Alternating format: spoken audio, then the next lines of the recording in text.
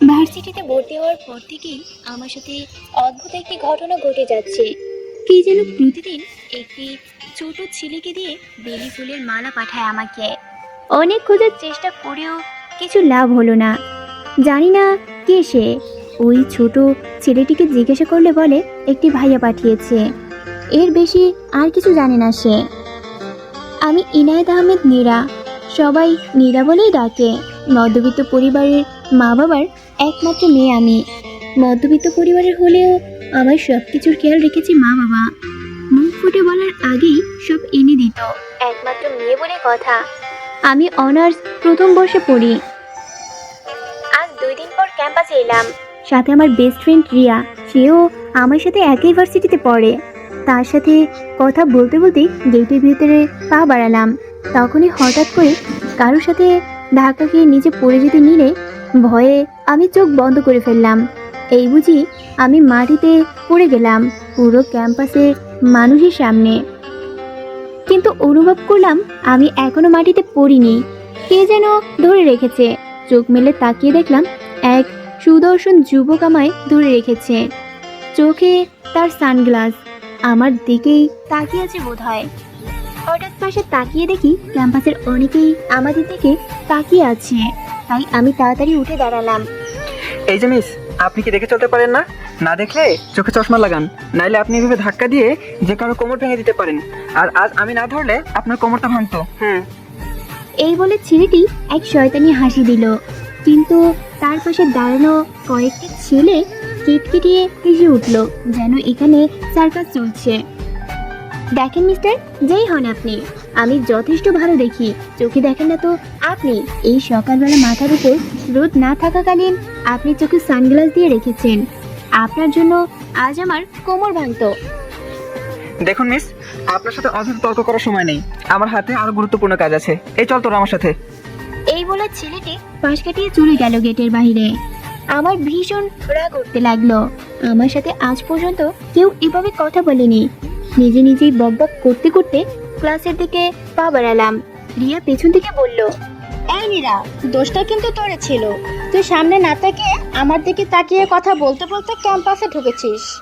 এই তুই বেশি ওই অশুভ লোকটার পক্ষ নিয়ে কথা বলবি না। মেয়েদের সাথে কিভাবে কথা বলতে হয় তার ন্যূনতম ধারণা নেই ওই লোকটার। আর তোর দিকে যেহেতু তাকিয়েছি, তাহলে দোষ তোর, আমার না। তুই ছিলে বলেই তোর দিকে তাকিয়ে কথা বলেছি। যাক বাবা, দোষ এখন আমার হয়ে গেল। ওই লোকটা ঠিকই বলেছে, তোর চোখে চশমা লাগাতে হবে। আচ্ছা, তুই চশমা লাগালে দেখতে কেমন লাগতে পারে তোকে বলতো? সবাই তোকে তখন চার চোখ বলে ডাকবে। এই বলে রিয়া একেধারে হাসতে লাগলো। কথা বলতে বলতে আমরা ক্লাসে এসে সিটে বসলাম। ঠিক তখনই একটি মেয়ে আমাদের সামনে এসে দাঁড়ালো। হাই, আমি প্রিয়া। আমি কি তোমাদের ফ্রেন্ড হতে পারি?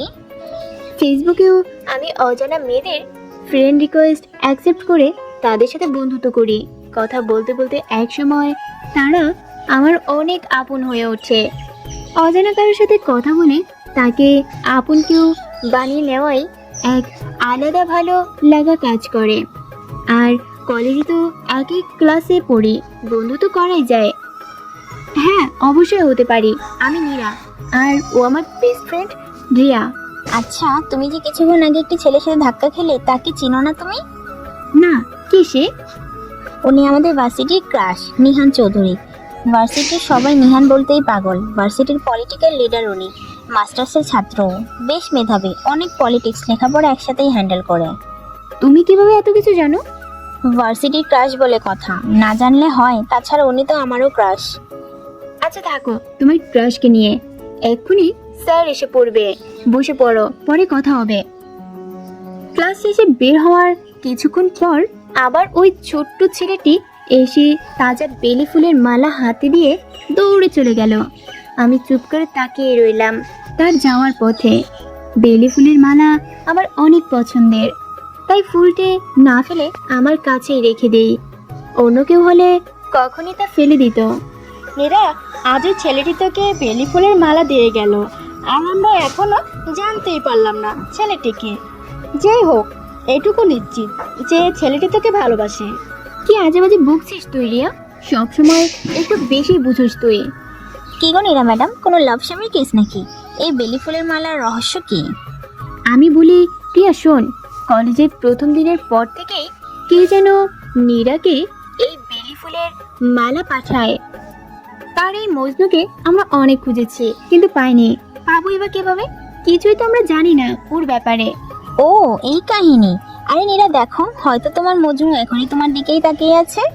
প্রিয়ার কথা শুনে নড়ে চড়ে দাঁড়ালাম আমি। দেখ, তোরা এসব বলা বন্ধ করবি, না হলে কিন্তু আমি তোদেরকে রেখে এক্ষুনি চলে যাব। আমার খিদে পেয়েছে, চল ক্যান্টিনে যেয়ে বসি। আচ্ছা ঠিক আছে, চল। এই প্রিয়া, তুইও চল আমাদের সাথে। হ্যাঁ আসছি, চলো। ক্যান্টিনে যেয়ে কেমন যেন এক অদ্ভুত অনুভূতি হলো আমার। মনে হচ্ছে কেউ আমার দিকে তাকিয়ে আছে। পাশে ফিরে তাকালাম, না কেউ নেই। সেদিকে পাত্তা না দিয়ে আমরা যে কর্নারে টেবিলে বসলাম, হঠাৎ সামনে তাকিয়ে দেখলাম সকালের ওই ছেলেটি যার সাথে ধাক্কা খেলাম, সে এখনো দেখেনি আমায়। তার পাশের জন তার কানে কি যেন বলাতে সে আমার দিকে চোখ তুলে তাকালো। তাকিয়ে আবার ওই শয়তানি হাসিটা দিল। রাগে আমার সারা শরীর জ্বলে উঠল। আমি তার টেবিলের সামনে যেয়ে বললাম, কি ব্যাপার, আপনি এভাবে হাসছেন কেন? এই যে মিস, আমি হাসবো না কাঁদবো তাকে আপনাকে জিজ্ঞাসা করবো নাকি? আর আমি কখন আপনার দিকে তাকিয়ে হাসলাম? হ্যাঁ, এই যে 2 মিনিট আগেই আপনি আমার দিকে হাসলেন। প্রমাণ কি যে আমি আপনার দিকে তাকিয়ে হাসছি? প্রমাণ আমি নিজেই আপনাকে হাসতে দেখেছি। তার মানে তুমি আমার দিকে তাকিয়েছিলে, রাইট? তার কথা শুনে একটু দমিয়ে গেলাম আমি। তখনই তার পাশ থেকে একটু মেয়ে বলে উঠল, এই মেয়ে, নাম কি তোমার? সিনিয়রদের সাথে কিভাবে কথা বলতে হয় জানো না তুমি? কি নাম তোমার বলো? তার ধমক শুনে একটু দমে গেলাম আমি। আমি উপরে উপরে যতই সাহসিকতা দেখাই না কেন, ভিতরে একটু ভীতু টাইপের আমি। কাঁপা কাঁপা কণ্ঠে বললাম, নীরা নাম আমার। কোন ইয়ারে পড়ো তুমি? অনার্স প্রথম বর্ষে। এই তুমি এইটুকু মেয়ে হয়ে নিহানের সাথে উঁচু গলায় কথা বলো? নেহাত মেয়ে বলে বেঁচে গেলে, না হলে কি হাল যে তোমার হতো তা তুমি কল্পনাও করতে পারবে না। ঠিক তখনই উনি মেয়েটিকে চুপ করিয়ে বললেন, উফ রিনি, কি যে শুরু করছিস তুই? থাম, এবার বাচ্চা একটা মেয়ে, তার উপর চোখে ঠিক মতো দেখে না, তুই তার লাগছিস? এই বলে উনিও তার বন্ধুরা সবাই হাসতে লাগলো। আমার আবারও অনেক রাগ উঠতে লাগলো। মনে মনে তাকে সাহায্য করার কথা ভাবছি। তোমাকে তো আমি দেখে নেব, সোনার চান্দু। ওইখানে আর দাঁড়িয়ে না থেকে প্রিয়াকে নিয়ে চলে আসলাম। মনটাই আজ খারাপ হয়ে গেল, তাই আর ক্লাস না করে বাড়িতে চলে আসলাম। সেই লম্বা একটা শাওয়ার নিয়ে খাটে শুয়ে পড়লাম। ঠিক তখনই টেবিলে আমার ব্যাগের দিকে নজর পড়লো আর বেলি ফুলের কথা মনে পড়লো। উঠে ব্যাগ থেকে বেলি ফুলটি নিয়ে আবার শুয়ে পড়লাম আর ভাবতে লাগলাম, কি হতে পারে ওই ছেলেটি আমাদের ভার্সিটির কেউ? তার নিঃসন্দেহে, কিন্তু কে? আদৌ কি তার দেখা পাবো? রাতে ঘুমানোর সময় একটি কল আসলো। প্রতিদিনই এই নাম্বার থেকে কল আসে, জানি না কে। কল দিয়ে কিছুই বলে না, শুধু কয়েক সেকেন্ড চুপ থেকে কল কেটে দেয়। প্রথম একটু বিরক্ত হলেও কেন যেন এখন আর বিরক্ত লাগে না। মনের অজান্তেই প্রতি রাতে এই কলটির অপেক্ষায় থাকি। এত কিছু ভাবতে ভাবতে কখন যে ঘুমিয়ে গেলাম টেরই পেলাম না। সকালে মায়ের ডাকে ঘুম ভাঙলো। এই নীরা, ভার্সিটিতে যাবি না? অনেক লেট হয়ে গেল, দেখ কয়টা বাজে, উঠে পড় জলদি। মায়ের ডাকে ধরফড়িয়ে ঘুম থেকে উঠলাম আমি। ঘড়ির দিকে তাকিয়ে দেখি অলরেডি 8টা বাজে। 9টায় ক্লাস আমার। তাড়াতাড়ি রেডি হয়ে না খেয়ে ভার্সিটির জন্য রওনা দিলাম। মোবাইল হাতে নিয়ে দেখি রিয়ার কতগুলো কল। তাকে কল ব্যাক করার সময় নেই, ক্যাম্পাসে যেই কল করব। 9টা বাজার 15 মিনিট আগে ক্যাম্পাসে যেই পৌঁছালাম, যেয়ে দেখি রিয়ার প্রিয়া বাইরে দাঁড়িয়ে আছে। তাড়াতাড়ি ওদের কাছে গেলাম। সরি, অনেক লেট হয়ে গেল আজকে। চল আর লেট না করে ক্লাসে যাই। গেটের ভিতরে ঢুকে ডান পাশে তাকিয়ে দেখি ভার্সিটির ক্রাশ নিহান চৌধুরী ও তার বন্ধুরা পার্কিংয়ের জায়গায় দাঁড়িয়ে আছে। তার উপর তার ওই মেয়ে বন্ধুটা একদম তার গায়ে ঘেঁষে দাঁড়িয়ে আছে। এদের থেকে চোখ সরিয়ে সামনে পা বাড়ালাম। ঠিক তখনই নিহানের বন্ধুদের মধ্যে একজন নাম ধরে ডাক দিল, এই যে মিস নীরা ও তার টিম, এইদিকে আসো। আমরা সবাই তাদের সামনে গিয়ে দাঁড়ালাম। নিহান তখনও রিনির সাথে কথা বলায় ব্যস্ত। জি ভাইয়া বলেন, কোনো প্রয়োজন? প্রয়োজন তো বটেই। ভার্সিটির নিউ কমার্স তোমরা, তোমাদের রেগ না দিলে কি হয়? র্যাগের কথা শুনে গা কেঁপে উঠল। শুনেছি সিনিয়ররা অনেক কঠিন র্যাগ দেয় নাকি। এতদিন তো ঠিকই ছিল, আজ হঠাৎ র্যাগ দিতে আসলো কেন? এইসব মনে ভাবতে লাগলাম। তখন নিহান বলে উঠলেন, থাক না আকাশ, এই পিচিকে তুই কি র্যাগ দিবি? দেখ না, র্যাগের নাম শুনতে ওর হাঁটু কাঁপতে শুরু করেছে। আমিও আমার রাগ সঞ্চয় করতে না পেরে বললাম, কি করতে হবে বলেন, আমি তা করতে রাজি আছি। আমার কথা শুনে নিহান মিটিমিটি করে হাসছে। আমি সেই দিকে ভুরুক্ষেপ না করে আবার বললাম, কি করতে হবে জলদি বলেন, আমাদের ক্লাস আছে, আপনাদের মতো এখানে আজাইরা বসে আড্ডা দেই না। আমার কথা শুনে প্রিয়া বলল, নীরা তুই চুপ কর বোন, এইভাবে কথা বললে দেখবি তোকে কোনো কঠিন জিনিস করতে বলবে যা তুই না করতে পারিস। প্রিয়ার কথা কানে তুললাম না আমি। ওদের দিকে তাকাতেই তার আরেক বন্ধু, নাম রিজবি, সে বলল, তোমাকে ওই যে একটা ছেলে দেখছো না ব্লু শার্ট পরা, তাকে যে প্রপোজ করতে হবে এবং তার গালে কিস করতে হবে। কি বলো, পারবে? তার কথা শুনে আমি কিছুটা ভরকে গেলাম। নজর দিলাম নিহানের উপর। হঠাৎ সে তার চোখ মুখ শক্ত করে রিজবিকে বলল, এত যখন প্রপোজও কিস করার শখ, তাহলে আমাকে করো, দেখি কত রং তোমার মনে। নিহানের কথা শুনে আমি ভ্যাবাচাকা খেয়ে গেলাম। তার বন্ধুদেরও একটার চোখ কপালে। বলছি কি নিহান, কিছুক্ষণ আগের কথা। নিহান চোখ মুখ শক্ত করে রিজবিকে এসব বন্ধ করে আমাদের যেতে বলল। আমি জিদ দেখিয়ে বললাম, আমি তাকে প্রপোজ আর কিস করতে রাজি আছি। আমার কথা শুনে নিহানের চোখ রাগে একদম আগুনের গোলার মতো হয়ে গেল। আমি বুঝলাম না তার এমন রিয়াক্ট করার কারণ কি, তা অবশ্য কয়েক মাস পর জানতে পেরেছি। আচ্ছা, এখনকার কথা বলি। নিহান রেগে গিয়ে উপরের ওই কথাটি বলল। তার এই কথায় একটু আশ্চর্য হলেও তাকে পাত্তা না দিয়ে আমি সেই ছেলেটিকে প্রপোজ করার সিদ্ধান্ত নিলাম। এই নিহান নামের ছেলেটির কাছে আমি কিছুতেই হার মানতে পারবো না। তার কথা উপেক্ষা করে আমি সিধা ওই ছেলের সামনে যেয়ে তাকে ডাক দিলাম, এই যে মিস্টার, তুমি কি আমার মন খারাপের দিনের ঠোঁটের কোণে এক চিলতে হাসির কারণ হবে প্রিয়?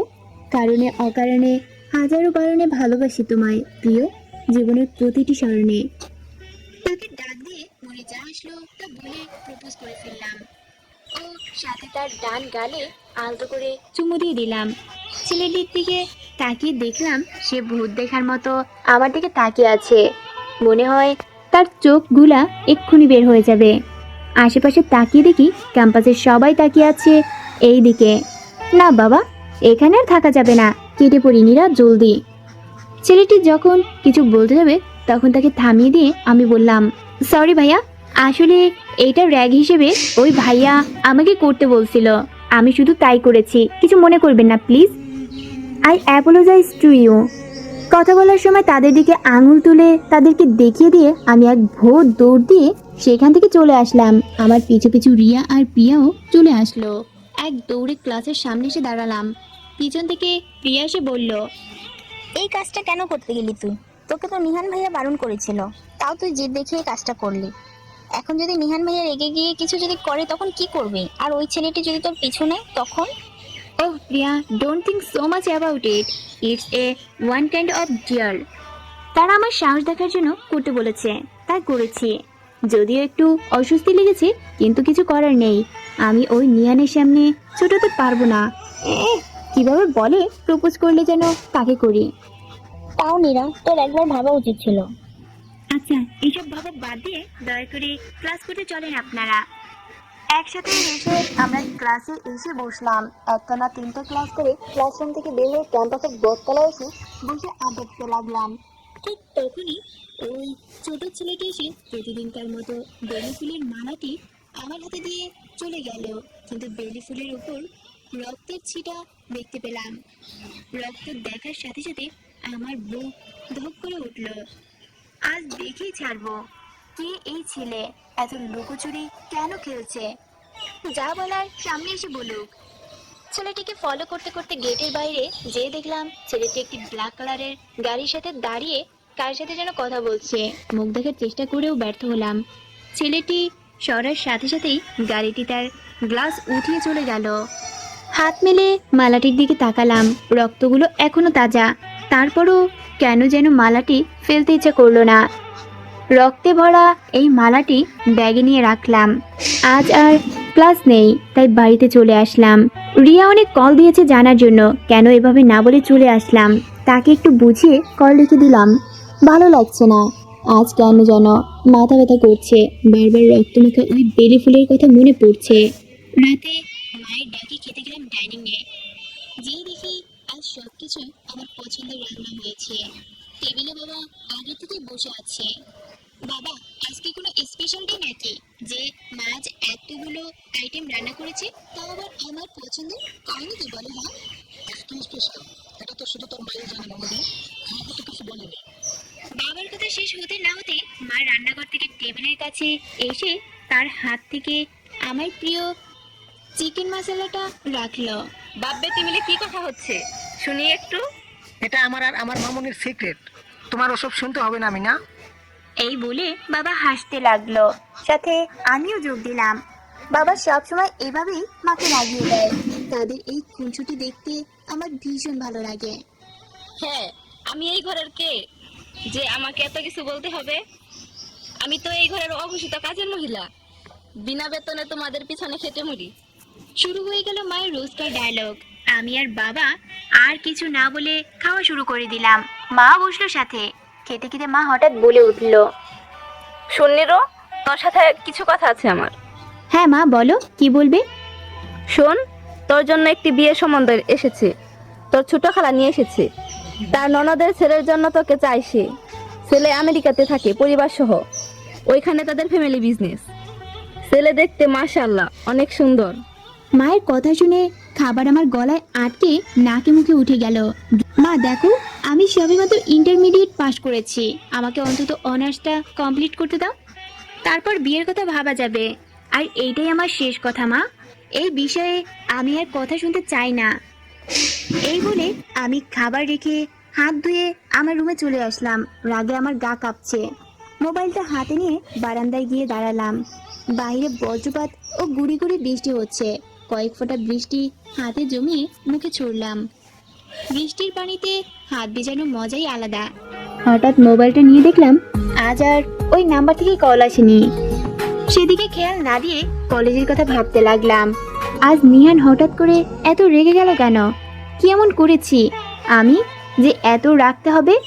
আর ওই লোকটি বা কে যে রোজ নিয়ম করে বেলি ফুলের মালা দিয়ে পাঠায় আমায়? উফ উফ, অত শত আর ভাবতে পারছি না। রুমে এসে শুয়ে আজকের ঘটে যাওয়া কাহিনী ভাবতে ভাবতে কখন যে চোখ লেগে আসলো বুঝতেই পারিনি। মাঝরাতে ঘুম ভেঙে গেল মুখের উপর কারো উষ্ণ নিঃশ্বাসে। চোখ মেলে তাকিয়ে কাউকে দেখতে পেলাম না, কিন্তু গা এখনো ছমছম করছে। কেউ তো ছিল। হঠাৎ চোখ পড়লো বারান্দার দরজায়। হায়, আমি তো দরজাই বন্ধ করিনি। জলদি উঠে বারান্দায় যেয়ে বাইরে তাকিয়ে দেখি আমার বাগানের আম গাছের নিচে কেউ হয়তো দাঁড়িয়ে আছে। আবছাভাবে দেখা যাচ্ছে তাকে। ভয়ে আমার সারা শরীর কাঁটা দিয়ে উঠল। আমার বারান্দার গ্রিল নেই, এখান দিয়ে যে কেউ অনায়াসে আমার রুমে ঢুকতে পারবে। তাই আমি কখনো বারান্দার দরজা খুলে ঘুমাই না। আজ যে কিভাবে কি হলো মনেই নেই। বাইরে এখন অনেক বৃষ্টি হচ্ছে। ওইসব ভাবা বাদ দিয়ে সকালে কলেজে যেতে হবে, দেরি করা যাবে না। সকালবেলা ঘুম থেকে উঠে বারান্দায় গিয়ে দাঁড়ালাম। বৃষ্টির পর বাইরের প্রকৃতি কি স্নিগ্ধ ও সতেজ লাগছে। একটা ঠান্ডা আবহাওয়া বিরাজমান। বাগানের ফুলগুলো যেন নতুন করে বৃষ্টির ছোঁয়ায় নিজেদের প্রাণ ফিরে পেল। আজ সকালে টাইম মতো উঠে নাস্তার জন্য টেবিলে যেয়ে হাজির হলাম। মা, আমাকে নাস্তা দাও তাড়াতাড়ি, না হলে আজ আবার লেট হবে। আচ্ছা, আনছি। আজ তোর পছন্দের নাস্তা পরোটা উইথ গরুর মাংস করেছি। ও মা, ইউ আর টু গুড। এই এক জিনিস যা আমি সকাল বিকাল সন্ধ্যা 3 বেলায় খেতে পারবো। আরে থাম থাম পাজি মেয়ে, সব আদর কি একদিনই দিয়ে দিবি? এবার খেতে বস জলদি। আমি চটজলদি খাবার শেষ করে মাঠ থেকে বিদায় নিয়ে কলেজে চলে আসলাম। রিয়া ও প্রিয়া আজ কলেজে আসেনি, আমি একাই এসেছি। ক্লাস শেষ করার পর যখন আমি ক্যান্টিনে যাওয়ার জন্য পা বাড়ালাম, তখন পিছন থেকে এই যে মিস হোয়াইট ড্রেস বলে কেউ ডেকে উঠল। আজ আমি সাদা রঙের জামা পরেছি। পিছনে ফিরে তাকিয়ে দেখলাম ছেলেটি আর কেউ না, যাকে আমি প্রপোজ ও কিস করেছিলাম সে। উনি কেন আমাকে ডাক দিল? বকাঝকা করবে নাকি? জি ভাইয়া, বলেন কেন ডেকেছেন? হাই, আমি রিদান। কাল যাকে আপনি প্রপোজ করেছেন, আর সাথে একটি চুমু। এই মুহূর্তে আমি চরম লজ্জা পেলাম, সব ওই নিহান আর তার গ্যাংয়ের জন্য। চিনতে পেরেছি ভাইয়া, ক্ষমা করে দিবেন। আসলে কথাটা সম্পূর্ণ করতে যাব তার আগেই উনি বললেন, হ্যাঁ জানি, দেখছিল ওটা। আর যারা আপনাকে এই কাজ করতে বলেছে ওরা আগে অনেকেরই সাথেই এমন করেছে। একদম বাজে একটা গ্রুপ, আমার ক্লাসমেট ওরা। আমি ওনার কথা শুনে কি বলবো বুঝতে পারলাম না। আচ্ছা, অনেক কথাই তো হলো, কিন্তু তোমার নামটাই তো জানতে পারলাম না।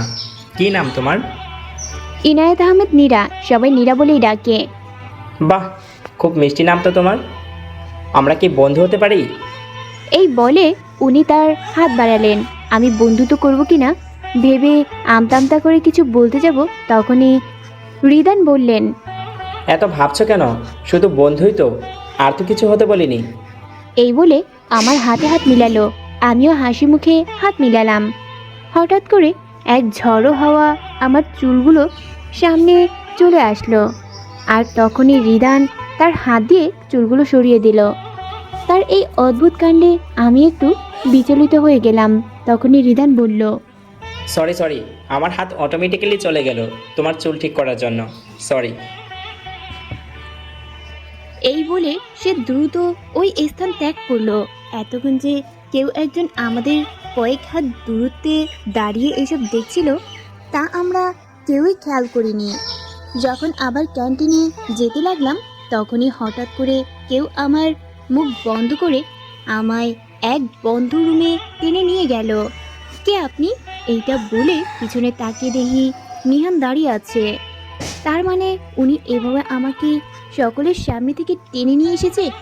রাগটা আর সামলাতে পারলাম না, চিৎকার করে উঠলাম, সমস্যা কি আপনার? এইভাবে সকলের সামনে থেকে আমাকে টেনে নিয়ে এসেছেন কেন? আমার কথা শুনে উনি ঠিক আমার এক আঙুলের দূরত্ব রেখে আমার সামনে দাঁড়ালেন। তার জোরে জোরে নেওয়া নিঃশ্বাসের শব্দ শুনতে পারছি আমি। তার চোখ দুটো আগুনের গোলার মতো লাল হয়েছিল। এত রেগে গেলেন কেন উনি? কাঁপা কাঁপা কণ্ঠে বললাম, দেখুন, সরে দাঁড়ান আপনি। এইভাবে আপনাকে আর আমাকে বন্ধ একটি রুমে দেখলে লোক কি ভাবতে পারে তার ন্যূনতম ধারণা আপনার আছে? এই বলে ওনাকে ধাক্কা দিয়ে চলে যেতে নিলে উনি আমার হাত ধরে টেনে একদম তার বুকের সাথে মিশিয়ে বলে ফেললেন। এক হাত আমার কোমরে, আরেক হাত দিয়ে আমার চুলগুলো পিছনে গুজে দিলেন। হাত তার প্রচণ্ড গরম, চোখ দুটিও লাল। জ্বর নাকি ওনার? এমনভাবে চুলগুলো টেনে নিলেন, খুব ব্যথা পেলাম। তাতে ব্যথায় আহ করে উঠলাম। ঠিক তখনই উনি মুখ খুললেন। রিদান যখন তোমার হাত আর চুল ধরলো তখন কেউ কিছু মনে করবে না। আমি ধরলে দুনিয়ার মানুষ নানান কিছু ভাববে, তাই না? খুব শান্ত স্বরে কথাটি বললেন উনি। তার কথা শুনে আমি চমকে গেলাম। দেখতে বোঝা যাচ্ছে উনি রেগে আছেন, কিন্তু এত ঠান্ডা স্বরে কথা বলছেন কিভাবে? আর কখনো তুমি ওই রিদানের সাথে কথা বলবে না। আর কোন হাত ছুঁয়েছে ও তোমার? এই ডান হাত, তাই না? এই বলে উনি আমার ডান হাত প্রচণ্ড জোরে ডলতে লাগলেন। মনে হয় হাতের চামড়াই চলে যাবে। প্রচুর জ্বালাপোড়া করছে। ব্যথায় আমার চোখ দিয়ে পানি চলে আসছিল। হঠাৎ অনুভব করলাম হাত কেমন ভিজা ভিজা লাগছে। তাকিয়ে দেখি তার হাতে ব্যান্ডেজ, আর আমার হাত জ্বলার কারণে ওনার কাটা হাত থেকে রক্ত বের হচ্ছে। রক্ত দেখে আমি ভয় পেয়ে গেলাম। কাঁপা স্বরে ওনাকে বললাম, দেখুন, আপনার হাত থেকে রক্ত বের হচ্ছে। নিহানের ওইদিকে কোনো খেয়ালই নেই, সে তার কাজ করেই যাচ্ছে। হঠাৎ থেমে যে আমার চোখের দিকে তাকালেন, আমার চোখের পানি মুছে দিয়ে বললেন, আর যেন এমন না হয়। যাওয়ার আগে উনি আমার হাত থেকে তার রক্ত মুছে আমার হাতে একটি চুমু দিয়ে মুচকি এসে চলে গেলেন। আমি তার যাওয়ার পথে অবাক হয়ে চেয়ে রইলাম। হঠাৎ কেউ একজন রুমে ঢোকে। দরজা খুলে নিহানের বন্ধু রিনি ও আকাশ ভিতরে ঢুকে আসলো। তারা হয়তো ভাবছে এই মেয়ে এখানে কি করে। তারা আমার দিকে প্রশ্নতীত চোখে তাকিয়ে আছে। তখনই রিনি বলল, এই মেয়ে, তুমি এখানে কি করছো? এই এরিয়াতে সিনিয়রদের জানো না তুমি? রিনি থাম তো, কি হয়েছে যে সে এখানে এসেছে? এই রুম তো আর আমাদের পার্সোনাল রুম না, ভার্সিটিরই। আর মীরা এই ভার্সিটির স্টুডেন্ট। আকাশের কথা শুনে রিনি মুখ কালো করে ফেললো। জবাবে সে এমন ভঙ্গি করলো যেন আকাশের কথায় অনেক বিরক্ত হচ্ছে।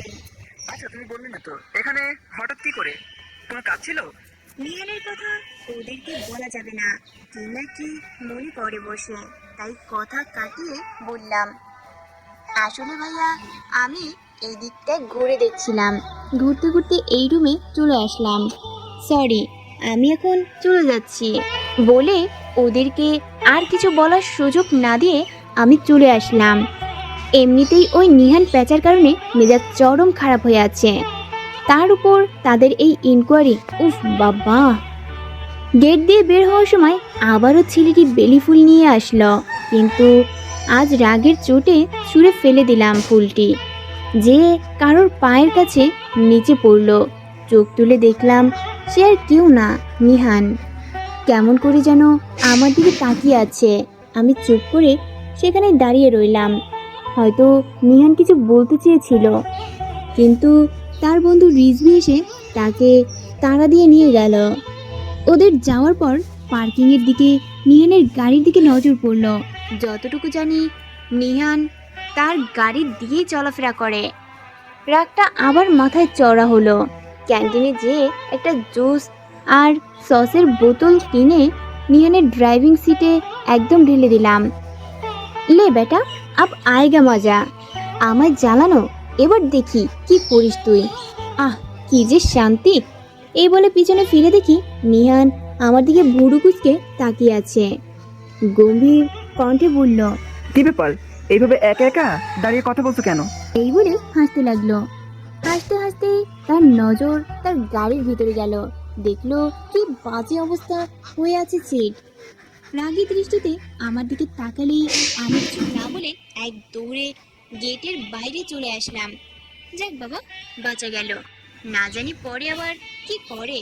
এই মেঘলা দিনে একলা করে থাকে না তো মন, কবে যাব কাছে পাবো ওগো তোমার নিমন্ত্রণ। বারান্দায় দাঁড়িয়ে গুনগুন করে গান গেয়ে যাচ্ছি। আজ রাতেও বাইরে অনেক বৃষ্টি হচ্ছে। এই অন্ধকার রাতে কিছু দেখা না গেলেও বাইরের দিকে তাকিয়ে থাকতে ভালো। বৃষ্টিকে কেন যেন আমার অনেক আপন মনে হয়। বৃষ্টি হলেই আমার সকল মন খারাপ এক নিমিষেই ভালো হয়ে যায়। রিয়া বলে বৃষ্টি নাকি আমার মন খারাপের ঔষধ। হঠাৎ হাতের মোবাইলটি বেজে উঠল। সেই নাম্বার থেকে কল এসেছে। কল রিসিভ করে কানে দেওয়ার পর অপর পাশ থেকে কেউ একজন গান গেয়ে উঠল। আশ্চর্যের বিষয় হলো, আমি এতক্ষণ যেই গানটি গাচ্ছিলাম অপর পাশ থেকেও ওই একই গান গাচ্ছে। কি মন জুড়িয়ে যাওয়া মধুর কণ্ঠ তার। আমি হ্যালো হ্যালো বলতে লাগলাম, কিন্তু অপর পাশ থেকে কোনো আওয়াজ আসছে না। এখন হঠাৎ চুপ হয়ে গেল। কণ্ঠটি তার কয়েক সেকেন্ড পরেই কল কেটে দিল। মধুর কণ্ঠধারী লোকটি কে হতে পারে? এই লোক, কি উদ্দেশ্য তার? এইসব আর না ভেবেই শুয়ে পড়লাম। এরপর 2 দিন ধরে আমি ভার্সিটিতে যাইনি। বলতে গেলে ভয়ে যাইনি। ওই দিনের জন্য নিহান না জানি কি শাস্তি দেয় আমায়, এই ভয়ে। ও মীরা, গাদি একটা, তুই কেন যে তার সাথে পাঙ্গা নিতে গেলি এখন বোঝ। You idiot, duffer. নিজে নিজেই বকতে শুরু করলাম। 2 দিন পর আমি, প্রিয়া আর রিয়া 3 জনে একসাথে কলেজে গেলাম। ক্লাস শেষে আমরা বটতলায় বসে একে অপরকে নিয়ে হাসি ঠাট্টা করছিলাম। ওই দিন প্রিয়া কলেজে আসেনি, কারণ তাকে ছেলেপক্ষ দেখতে এসেছিল। এই নিয়ে কথা বলছিলাম। দেখিনিস প্রিয়া, তোর বর তোকে দিয়ে সব কাজ করাবে ঘরে। তার চাকরি হয়ে থাকবি তুই। মোটেই আমার বর এমন হবে না, হবে তো তোর বর। আমি বিয়ে করবো না কখনো, বললেই হলো নাকি? তুই বিয়ে করতে না চাইলে তোর হবু বর তোকে উঠিয়ে নিয়ে যেয়ে বিয়ে করবে, মিলিয়ে নিস আমার কথা। এই বলে রিয়া ও প্রিয়া একজন আরেকজনের উপর ঢলে পড়ে হাসতে লাগলো। কলেজে এসে আরেকটি ঘটনা শুনলাম, কে যেন রিদানের হাত ভেঙে দিয়েছে। কয়েকজন লোক মিলে নাকি তাকে মেরে তার হাত ভেঙে চলে গেছে। আমার হঠাৎ নিহানের কথা মনে পড়ল, সে করেনি তো এমনটা। পরে আবার নিজেকে নিজেই বুঝিয়ে বললাম, নিহান কেন এমন করবে? তার রিদানের সাথে কি শত্রুতা? এইসব ভাবতে ভাবতেই নজর পড়ল আমাদের দিকে এগিয়ে আসা ওই ছোট ছেলেটি এসে বেলি ফুলের মালা দিয়ে দৌড়ে চলে গেল। আজ একটি জায়গায় দুটি বেলি ফুলের মালা একসাথে করে আজ নতুন করে সংযুক্ত হলো। চিরকুটে গোটা গোটা কয়েক অক্ষরে লেখা। তুমি কি জানো রাগ করলে তোমার কতটা সুন্দর লাগে? কেউ কি কখনো বলেছে তোমাকে? না থাক, কারো বলার প্রয়োজন নেই, আমার থেকেই না হয় এই কথাটা শোনো। রাগ করলে যখন তোমার ঠোঁট দুটি কাঁপতে থাকে, মায়াবী চোখে পিট পিট করে তাকাও, তখন তোমায় দেখতে যে এতটা আবেদনময়ী লাগে তা তোমায় বলে বোঝাতে পারবো না। ইস, একদম বুকের বাপাশে যে লাগে। যখন রেগে কথা বলো তখন তোমার নাক ও গালটা টমেটোর মতো লাল হয়ে যায়, তখন ইচ্ছে করে একদম খেয়ে না থাক নাই বললে তুমি লজ্জা পাবে অনেক, আর তোমার ওই লজ্জামাখা মুখ আমি দেখতে পাবো না। তা তো হতে পারে না, তাই এখন আর আমার কথাটা সম্পূর্ণ করলাম না। যখন তোমার সম্মুখীন হব তখন না হয় বলবো। আর আজ বেলি ফুলের মালা দুটি দিয়েছি, কারণ ওই দিনেটা তুমি ছুঁড়ে ফেলে দিয়েছিলে। থাক, ওই দিনের কথা আর মনে নাই বলে। ভালো থেকে প্রিয়, ইতি তোমার অচেনা কেউ। আমার হাত থেকে চিরকুটটা নিয়ে প্রিয়া এতক্ষণ ধরে তার ভিতরে থাকা লেখা আমায় পড়ে শোনাচ্ছিল। এগুলো শুনে আমি একদম কাঁপাকাঁপি শুরু করে দিয়েছি। থরথর করে আমার হাত কাঁপছে, গলা শুকিয়ে একদম কাঠ হয়ে আছে। হাতে থাকা বেলি ফুলগুলো পড়ে গেল। পাশ থেকে প্রিয়ার কথা শুনতে পেলাম, এই ছেলে তো পুরাই মজনুনিরা, বেশি দিন দূর নেই তুই ওর লায়লা হতে। এই বলেই কিটকিটিয়ে এসে উঠলো দুজনে। আমি ওদের কথায় কোনো পাত্তা দিলাম না। আমি তো কিছু ভেবেই পাচ্ছি না, আজ পর্যন্ত কেউ আমাকে এত গভীরভাবে পর্যবেক্ষণ করেনি। গভীরভাবে পর্যবেক্ষণ করার জন্য এতটা কাছেও কেউ আসেনি। কথাটা ভাবতেই আমার নিহানের ওই দিনের করা কাণ্ডটার কথা মনে পড়ল। আর ভাবতে লাগলাম, আমার চিন্তা শক্তি একদম শূন্য হয়ে গেল। নিহান এই চিরকুট বেলি ফুল পাঠায়? তার কিছুক্ষণ পরেই ভাবলাম, না, নিহান কিছুতেই হতে পারে না। ওই বদরাগী অহংকারী অশুভ লোক কখনোই এতটা রোমান্টিক হতে পারে না। পুরো ভার্সিটির মেয়েরা যার পিছনে পাগল, সেখানে আমার পিছনে পাগল, এই হতেই পারে না। আমার পাশ থেকে রিয়া ও প্রিয়া তখন থেকে যে বকবক করে যাচ্ছে সেদিকে আমার খেয়ালই নেই। রিয়ার ধাক্কায় ভাবনার জগৎ থেকে বের হয়ে তার দিকে ফিরে তাকালাম। এই নীরা, কোথায় হারিয়ে গেলি? আমরা কখন থেকে বক বক করে যাচ্ছি, তোর কোনো খবরই নেই। কি হলো তোর? এই বলে প্রশ্নতীর চোখে তাকালো আমার দিকে। আমি আমতা করে বললাম, না, কোথাও যাইনি। আর সেই কখন থেকে তোরা কি শুরু করেছিস বলতো? বলেই ওদেরকে কিছু বলার সুযোগ না দিয়ে দৌড়ে চলে আসলাম। দৌড়ে আসার সময় কার সাথে যেন ধাক্কা খেলাম। পিছু ফিরে আর তাকাইনি, কিন্তু আওয়াজ শুনে বুঝতে পারলাম এটা নিহানই ছিল। আমার সমস্ত শরীর ঘেমে নিয়ে একদম একাকার হয়ে আছে। বাড়িতে যেই গোসল করতে ওয়াশরুমে গেলাম, শাওয়ারের নিচে দাঁড়িয়ে আজকের নীল চিরকুটের কথাই শুধু মনে পড়ছে। না, আর ভাবতে পারবো না। এত ভাবতে গেলে খুব শীঘ্রই আমার জন্য পাবনাতে একটা সিট বুক করতে হবে। নিজের কথা শুনে নিজেই হাসতে লাগলাম। গোসল সেরে টাওয়াল দিয়ে চুলগুলো মুছে ছেড়ে দিলাম। কোমরের অনেক নিচ পর্যন্ত চুল আমার। মাঝে মাঝে নিজের চুল দেখে নিজেই ক্রাশ খাই। কি পাগলামি করে না, তাই না? এই চুল নিয়েও আমার অনেক স্মৃতি জুড়ে আছে। ছোটবেলা থেকেই আমার চুল অনেক বড় ছিল। একবার আমার ফুফাতো ভাই দুষ্টুমি করে খেলার ছলে আমার এক বেনুনি কেটে দিয়েছিল। তখন আমার সে কি কান্না, কেউই আমার কান্না থামাতে পারেনি। পুরো একদিন ধরে আমি নাওয়া খাওয়া ছেড়ে দিয়ে কান্নাকাটির কাজ জারি রেখেছি। এর পরের দিনই ভাইয়াকে বেলমাথা দেখেছি আমরা। কে যেন ঘুমের মধ্যে ভাইয়ার মাথায় একদম ন্যাড়া করে দিয়েছে। কি যে খুশি হয়েছিলাম, তখন কান্না থামিয়ে ভাইয়ার পিছু পিছু ঘুরে বেলু বলে খেপানো শুরু করে দিলাম। ওই দিন বিকালে যখন বাগানে আমি একা খেলছিলাম, তখন ফপির দেবরের ছেলে মানে আমার কাজিনের কাজিন সে এসে আমার পিছনে দাঁড়িয়ে বলল, এই পিচ্ছি পাখি, এখন খুশি তো? তোমার খুশির জন্যই আমি ফারানের মাথা নেড়া করে দিলাম।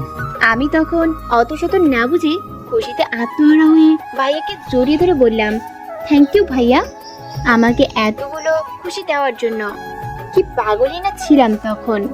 ওই ভাইয়াটার কথা অবশ্য এতটা মনে নেই, তার নামও ভুলে গেছি। শুধু আমার এই চুলের কাহিনীর জন্য তার কথা এখনো মনে আছে। দরজা খোলার শব্দে আমার চিন্তার সমাপ্তি ঘটল। তাকিয়ে দেখলাম আমার ফুফাতো বোন মীরা এসেছে আমাদের বাড়িতে। এসেই আমাকে জাপটে ধরে বলল, কেমন আছো নিরাপু? জানো তোমাকে কতটা মিস করেছি আমি। তুমি তো যাওই না আমাদের বাড়িতে, তাই আমিই চলে আসলাম। তুমি তো আমাকে একটু মিস করো না, ভালোবাসো না। এই বলে ন্যাকা কান্না শুরু করে দিল। এই থাম থাম, এখনই এতদিনের জমানো সব কথা বলে দিবি নাকি? কিছু তো পরের জন্য বাকি রাখ। আমার কথা শুনে মীরা হাসতে লাগলো, সাথে আমিও যোগ দিলাম। বয়সে আমার 3 বছরের ছোট মীরা এবার এসএসসি দিবে। এই পিচ্চিটার সাথে আমার বেশ সাক্ষাৎই হচ্ছে। মীরাপু বলতে পাগল এই মেয়ে। কিছুদিন পর পরই এখানে চলে আসে। আরে নিরাপু, তোমাকে তো একটা সুখবর দেওয়া হয়নি। কি খবর? ফারান ভাইয়ার বিয়ে ঠিক হয়েছে। হয়েছে বললেও ভুল হবে, নিজের বিয়ে নিজেই ঠিক করেছে। প্রেমের বিয়ে বলে কথা। কি সত্যি ভাইয়ার বিয়ে? আচ্ছা কবে বিয়ে বল? কয়েক বছর পর কোনো কাজিনের বিয়ে অ্যাটেন্ড করব। ইস, আমার তো এক্ষুনি নাচতে ইচ্ছা করছে। কত মজা হবে বিয়েতে, তাই না? সব কাজিনরা আমরা একসাথে হব। হ্যাঁ নিরাপু, আসলেই অনেক আনন্দ হবে। 15 দিন পরেই ভাইয়ার বিয়ের দিন ঠিক করেছে। এই কয়দিন আমি তোমাদের এখানে বেড়াবো, তারপর তোমায় আমার সাথে করে নিয়ে যাব চট্টগ্রাম। আচ্ছা এখন নিচে খেতে চল, তোর কথা পরেও শুনতে পারবো। নিচে ফুপা ফুপি আছে নিশ্চয়ই? হ্যাঁ, তারাও এসেছে। না হলে কি আমি এতদূর একা আসি নাকি? তুমিও না বোকার মতো প্রশ্ন করো। আচ্ছা বাচ্চু, আমি বেকার মতো কথা বলি? হ্যাঁ, এই বলে তার কান টান দিলাম। আমরা কথা বলতে বলতেই হল রুমে চলে আসলাম। ফুপা ফুপিকে সালাম দিয়ে খেয়ে দিয়ে আমরা আবার রুমে চলে আসলাম। রাতে আমি আর মীরা মিলে আড্ডা দিচ্ছিলাম। তখন ভো ভো করে আমার ভাইব্রেশনে থাকা মোবাইল কেঁপে কেঁপে উঠল। মোবাইল হাতে নিয়ে দেখলাম সেই নাম্বার থেকে কল এসেছে। আজ কল রিসিভ করে মীরা কানে দিয়ে রেখেছে। কয়েক সেকেন্ড পরে কল কেটে দিল অপর পাশ থেকে। মীরা কিছুই বুঝতে পারলো না কি হচ্ছে। আপনি কে ফোন করেছিল? আর আমার কানে কেন দিলে তুমি? এখন না, সময় হয়নি, তারপর বলবো একদিন। এখন শুয়ে পড় জলদি, অনেক রাত হয়েছে। ওই দিনের পর থেকে বেলি ফুলের মালার সাথে নানান রঙের একটু করে চিরকুট ও প্রতিদিন দেওয়া শুরু করেছে। সেই অচেনা কেউ এখনো এই রহস্য ভেদ করতে পারলাম না। কে এগুলো করছে? তারপরও ভার্সিটির ক্রাশ নেহা চৌধুরী তো আছেই। কোন জন্মের শত্রু তার সাথে আমার কি জানে? আমাকে অপমান করা, আমাকে জানানো যেন তার নিত্যদিনের কাজ হয়ে গিয়েছে। আমিও কম না, ইটের জবাব পাথর দিয়ে দেই। কিন্তু আফসোসের বিষয়, পাথরগুলো শেষমেশ আমার মাথায় এসেই পড়ে। এই ছেলের সাথে পারা যায় না, মারাত্মক একদম। তার রূপ যেমন, বুদ্ধিও তেমন। আজ আবার ছেলেটি বেলি ফুলের মালার সাথে একটি হলুদ রঙের চিরকুট দিয়ে গেল। শত চেষ্টা করেও এই ছেলের থেকে কিছু বের করতে পারলাম না। তার উত্তর জানি নাতেই আটকে আছে। চিরকুটটা খুলে উঠতে যাব ঠিক তখনই, এই মেয়ে, তুমি আমার গায়ে হাত দিলে কেন? কি মতলব তোমার, বলো তো? ভুরু কুচকে সন্দেহ বলে তাকিয়ে আছে নিহান আমার দিকে, সাথে তার বন্ধুগুলো। কিছুক্ষণ আগে চিরকুটটি যখন পড়তে যাব তখন প্রচন্ড বাতাসের কারণে চিরকুটটি উড়ে নিহানের শার্টের কলারের পেছনের দিকে গিয়ে আটকে ছিল। ওইটা নেওয়ার জন্য হাত দেওয়ার ফলে ওনার কাঁধে স্পর্শ করে ফেলি, তাই এই কথা বলেছি উনি। দেখেন, আমার কোনো মতলব নেই, আপনার শার্টের কালার আবার চিরকুটের কালার আটকে গেছে, সেটা নেয়ার জন্যই হাত দিয়েছি, না বলে গায়ে হাত দেওয়ার জন্য সরি দেখি কি চিরকুট। বলে আমার হাত থেকে নিহান চিরকুটটি নিয়ে গেল। নিয়ে পড়ার চেষ্টা করতে গেলে আমি ওনার থেকে চিরকুটটি নেওয়ার চেষ্টা করি। এই দেখুন, দিয়ে দেন বলছি। কেন এমন করছেন আপনি? কারো ব্যক্তিগত জিনিস দেখা অসভ্যতামি, কিন্তু দিয়ে দেন, এটা আমায়। অসভ্যতামি তাই না? এবার দেখো আসল অসভ্য কি। এই বলে উনি মেলে পড়তে যাবেন, তখনই আমি তো নেওয়ার জন্য সামনে হাত বাড়াতে পায়ের সাথে পা বেঁধে ওনাকে পড়ে গেলাম। উনি মাটিতে আর আমি ঠিক ওনার উপরে। উনি দু হাত দিয়ে আমার পিঠ ও কোমরে ধরে রেখেছেন। চারপাশে কোনো কিছুতেই হুঁশ নেই। আমাদের এক নাগাড়ে একে অপরের দিকে তাকিয়ে আছি। হুঁশ ফিরল রিজি ভাইয়ের ডাকে। এই তোমরা কি এভাবেই পড়ে থাকবে নাকি উঠবে? চারপাশে তাকিয়ে দেখো, সবাই এদিকেই তাকিয়ে আছে। রিজি ভাইয়ের কথা শুনে আমি আর নিহান তাড়াতাড়ি উঠে দাঁড়ালাম। আমি দাঁড়িয়ে আমার জামা কাপড় ঠিক করে নিহানের হাত থেকে আমার চিরকুটটি নিয়ে দৌড় দিয়ে চলে আসলাম। বাড়িতে এসে চুপিসারি রুমে বারান্দায় যেয়ে আরাম করে বসে চিরকুটটা খুললাম। তাতে লেখা ছিল, মায়াবিনী, তোমাকে রোজ এক পলক না দেখলে আমার নিঃশ্বাস বন্ধ হয়ে আসে। মনে হয় আমি এখানেই মারা যাব। তোমাকে দেখলেই যেন আমার হৃদস্পন্দন তীব্র গতিতে ছুটে চলে, এতটা যে আমি নিজের হৃদস্পন্দন নিজে শুনতে পাই। তোমাকে দেখলে যেন আমার চোখের পলক ফেলতেই পারি না। ওই গানটা আছে না, পড়ে না চোখের পলক কি তোমার রূপের ঝলক, ঠিক তেমনটাই। তোমাকে প্রাণ ভরে দেখার পরও যেন তোমায় দেখার তৃষ্ণা কাটে না। তোমাকে একবার না দেখলে আমার বুকটা ফাঁকা করে। এই শুকনো মরুভূমিতে পানি হয়ে আসা হলো তোমার একটি ঝলক, এটি তোমার অচেনা কেউ। লেখাগুলো পড়ে আমার শরীরের সমস্ত পশম দাঁড়িয়ে গেছে, হৃদস্পন্দন তীব্র গতিতে ছুটে যাচ্ছে। এই কি হচ্ছে আমার সাথে? হঠাৎ হকচকিয়ে গেলাম মীরার ডাকে। এই রে আপু, কি করো তুমি এখানে একা একা বসে? তোমাকে আমি পুরো বাড়িতে খুঁজে বেড়াচ্ছি। কই, কিছু করছি না তো, এখানে এমনিতেই বসে আছি, বারান্দায় খুব বাতাস, দেখ। এই বলে একটু হাসার চেষ্টা করলাম। আচ্ছা যাই হোক, শোনো, কাল সকালে আমরা চট্টগ্রাম যাব। পরশুই ভাইয়া গায়ে হলুদ, ভুলে গেলে নাকি? এই রে, দেখ আমি একদম ভুলে গেলাম। চল এখনই প্যাকিং করে ফেলি। না না থাক, রাতে গল্প করতে করতে করব।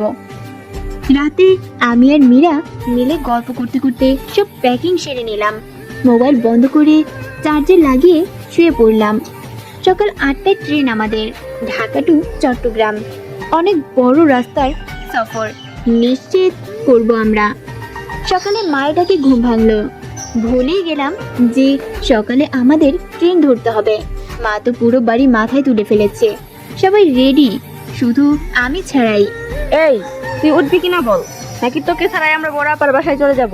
এ না মা, কি বলো, আমি এক্ষুনি 2 মিনিটে রেডি হয়ে আসছি, তোমরা একটু অপেক্ষা করো। আমার আদরের আম্মু। এই বলেই আমি জলদি ফ্রেশ হয়ে একটি লাল রঙের 3 পিস পরে বের হয়ে গেলাম। হলে যে সামনে চিল্লাতে লাগলাম, এই কোথায় তোমরা? এতক্ষণ আমার জন্য দেরি হচ্ছিল, এখন নিজেরাই দেরি করছো। এই বলে সবাই বসে পড়লাম। কয়েক মিনিট পর মা এসে মাথায় থাপ্পড় দিয়ে বলল, কেউ দেরি করেনি, সবাই গাড়িতে অপেক্ষা করছে। আপনারা যান, গিয়ে উদ্ধার করেন সবাইকে। আমিও কিছু নেওয়ার জন্য ঘরে এলাম। আমি দ্রুত যেয়ে গাড়িতে উঠলাম। আমার পাশেই মীরা বসেছে। কি নিরাপু, এত লেট করলে কেন তুমি? রাগে ইচ্ছে করছিল তুমি ফেলে চলে যাই, কিন্তু তোমায় কি আমি ফেলে যেতে পারি বলো? জি না, আপনি তো আমার ছেলে কোথাও যেতে পারেন না, আমার ছোট বাবু বলে কথা। বলে আমরা সবাই জোরে জোরে হাসতে লাগলাম। বেচারি মুখ ফুলিয়ে বসে আছে। মা আসার পর আমরা রেলওয়ে স্টেশনে রওনা দিলাম। স্টেশনে পৌঁছে আমরা সব ব্যাগ ঠিক করে নিয়ে আমাদের বুক করা কেবিনে গিয়ে বসলাম। আমি জানালার পাশে গিয়ে বসে পড়লাম। প্রকৃতি দেখতে দেখতে ভ্রমণ করার মজাই আলাদা। এক অদ্ভুত আনন্দ খুঁজে পাই এতে। চট্টগ্রাম রেল স্টেশনে পৌঁছে মীরার ডাকে ঘুম ভাঙলো। কখন যে চোখ লেগে গেল তা বুঝতে পারলাম না। এই এক বাজে অভ্যাস। আমার ট্রেন ছাড়ার পর বাইরের প্রকৃতি দেখতে দেখতে কখন যে ঘুমিয়ে যাই তার খেয়ালই থাকে না।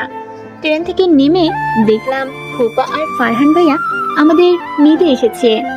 আজ 2 বছর পর ভাইয়ার সাথে দেখা হলো। জবের কারণে ভাইয়া এই 2 বছর আমাদের এখানে আসতে পারেনি, আর আমি এই 2 বছর ফুপির বাসায় আসিনি। ফারহান ভাইয়ের কাছে যে ওনাকে সালাম দিয়ে ভালো জিজ্ঞাসা করলাম, আসসালামু আলাইকুম, কেমন আছো তুমি? ওয়ালাইকুম আসসালাম, আলহামদুলিল্লাহ। তুই কেমন আছিস পুচকি? আলহামদুলিল্লাহ। দেখো ভাইয়া, আমি কিন্তু আর ছোট নেই, তুমি পুচকি বলে ডাকবে না তো। তুই যত বড় হস না কেন, থাকবি আমার পুচকি বনি। এখন বেশি কথা না বলে চল, বাসায় মা তোদের অপেক্ষা করছে। আচ্ছা চলো বলে আমরা ফুফির বাসার দিকে রওনা দিলাম। বাসায় পৌঁছাতে আমাদের 1 ঘন্টার মতো সময় লাগলো। ফুফিদের বাড়ি আমাদের বাড়ি থেকে অনেক বড়। বাড়ির সামনে অনেক খোলামেলা জায়গা। ফারহান ভাইয়ারা 1 ভাই 1 বোন। মাঝে মাঝে আমার খারাপ লাগতো, আমার কেন কোনো ভাই বোন নেই। যাক, যার ভাগ্যে যা আছে। কলিং বেল বাজানোর পর ফুফি এসে দরজা খুললো। মা, সাধারণত আসতে এতটাই সময় লাগে, তুমি একটু বেশি ভাবো।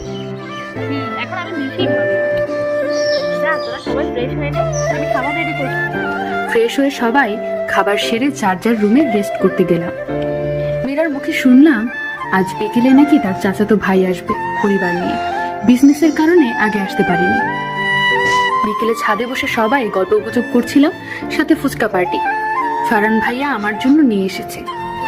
মীরার চাচা চাচি আসলেও তার চাচাতো ভাই আসেনি, সে নাকি কালকে হলুদের আগে আসবে। আড্ডা দেওয়ার পর সবাই ছাদ থেকে চলে গেলেও আমি রয়ে গেলাম। এই পড়ন্ত বিকেলে সূর্যের আলো গায়ে মাখতে এক আলাদাই সুখ অনুভব হয়। রাতে ফোনের ভো ভো শব্দে ঘুম ভেঙে গেল। ফোন বালিশের নিচে রেখে ঘুমিয়ে পড়েছি। ফোন হাতে নিয়ে দেখলাম সেই নাম্বার থেকে কল এসেছে। কোনো রকম চোখ মেলে কলটা রিসিভ করে কানে নিয়ে ঘুম ঘুম কণ্ঠে বললাম, হ্যালো, কি ব্যাপার বলুন তো? প্রতিদিন কথাটা বললে কল কেন দেন? ফোনে বেশি টাকা হয়ে গেলে আমাকে কিছু রিচার্জ করে দেন। শুধু শুধু টাকা নষ্ট করে কি লাভ? আমি একাধারে বক বক করেই যাচ্ছি, কিন্তু অপর পাশ থেকে কোনো সারা শব্দ নেই, শুধু নিঃশ্বাসের শব্দও শুনতে পাচ্ছি। কয়েক সেকেন্ড পরপরই এক গভীর দীর্ঘশ্বাস ত্যাগ করে। চুপ করে থাকতে থাকতে কখন যে ঘুমিয়ে পড়লাম বুঝতে পারলাম না। সেই ঘুম ভাঙলো সকাল 9টায় মীরার ডাকে। এই আপু, ওঠো, দেখো কয়টা বাজে। উঠে পড়ো জলদি, আজ তোমার পছন্দের ভুনা খিচুড়ি আর ইলিশ ভাজা। ভুনা খিচুড়ি আর ইলিশ ভাজার কথা শুনে আর নিজেকে আটকাতে পারলাম না। খুব পছন্দের খাবার এটা। শুনেই জিভে পানি এসে পড়লো। যথাসম্ভব দ্রুত ফ্রেশ হয়ে নিচে খেতে গেলাম। নিচে যেয়ে এক আলাদাই দৃশ্য দেখতে পেলাম। পুরো বাড়িতে মানুষের আনাগোনা। ফারহান ভাইয়ার সব কাজিনরা এসে পড়েছে, অনেক আত্মীয় স্বজনও। একদল এক পাশে আড্ডা দিচ্ছে, আরেক দল আরেক পাশে।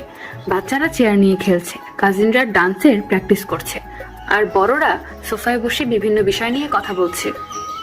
বিয়ে বাড়িতে নানান কাজের শেষ নেই। আমি যে দ্রুত নাস্তা সেরে সকল কাজিনদের সাথে জয়েন করলাম। তাদের মধ্যে ফারহান ভাইয়ার খালাতো ভাই রুজেন ভাইয়া আমাকে নাচার জন্য নিয়ে গিয়ে বলল, কি নীরা, সেই কখন থেকে তোমার জন্য অপেক্ষা করছি আমরা, আর তুমি এইমাত্র এলে। This is not fair. আসলে ভাইয়া, ঘুম থেকে জলদি উঠতে কষ্ট হয় আমার। আচ্ছা, সমস্যা নেই, চলো আমাদের সাথে। আজ সন্ধ্যার প্রোগ্রামের জন্য ডান্স প্র্যাকটিস করব।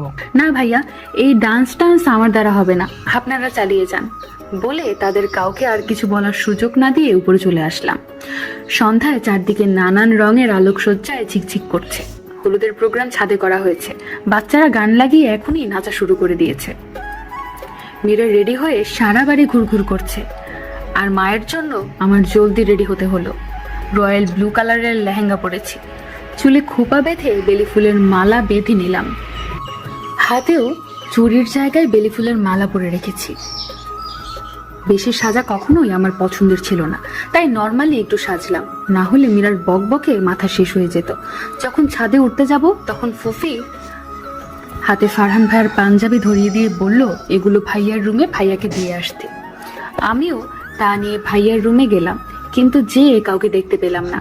বারান্দার দিকে দেখতে যাব তখন খট করে বাথরুমের দরজা খোলার শব্দ শুনলাম।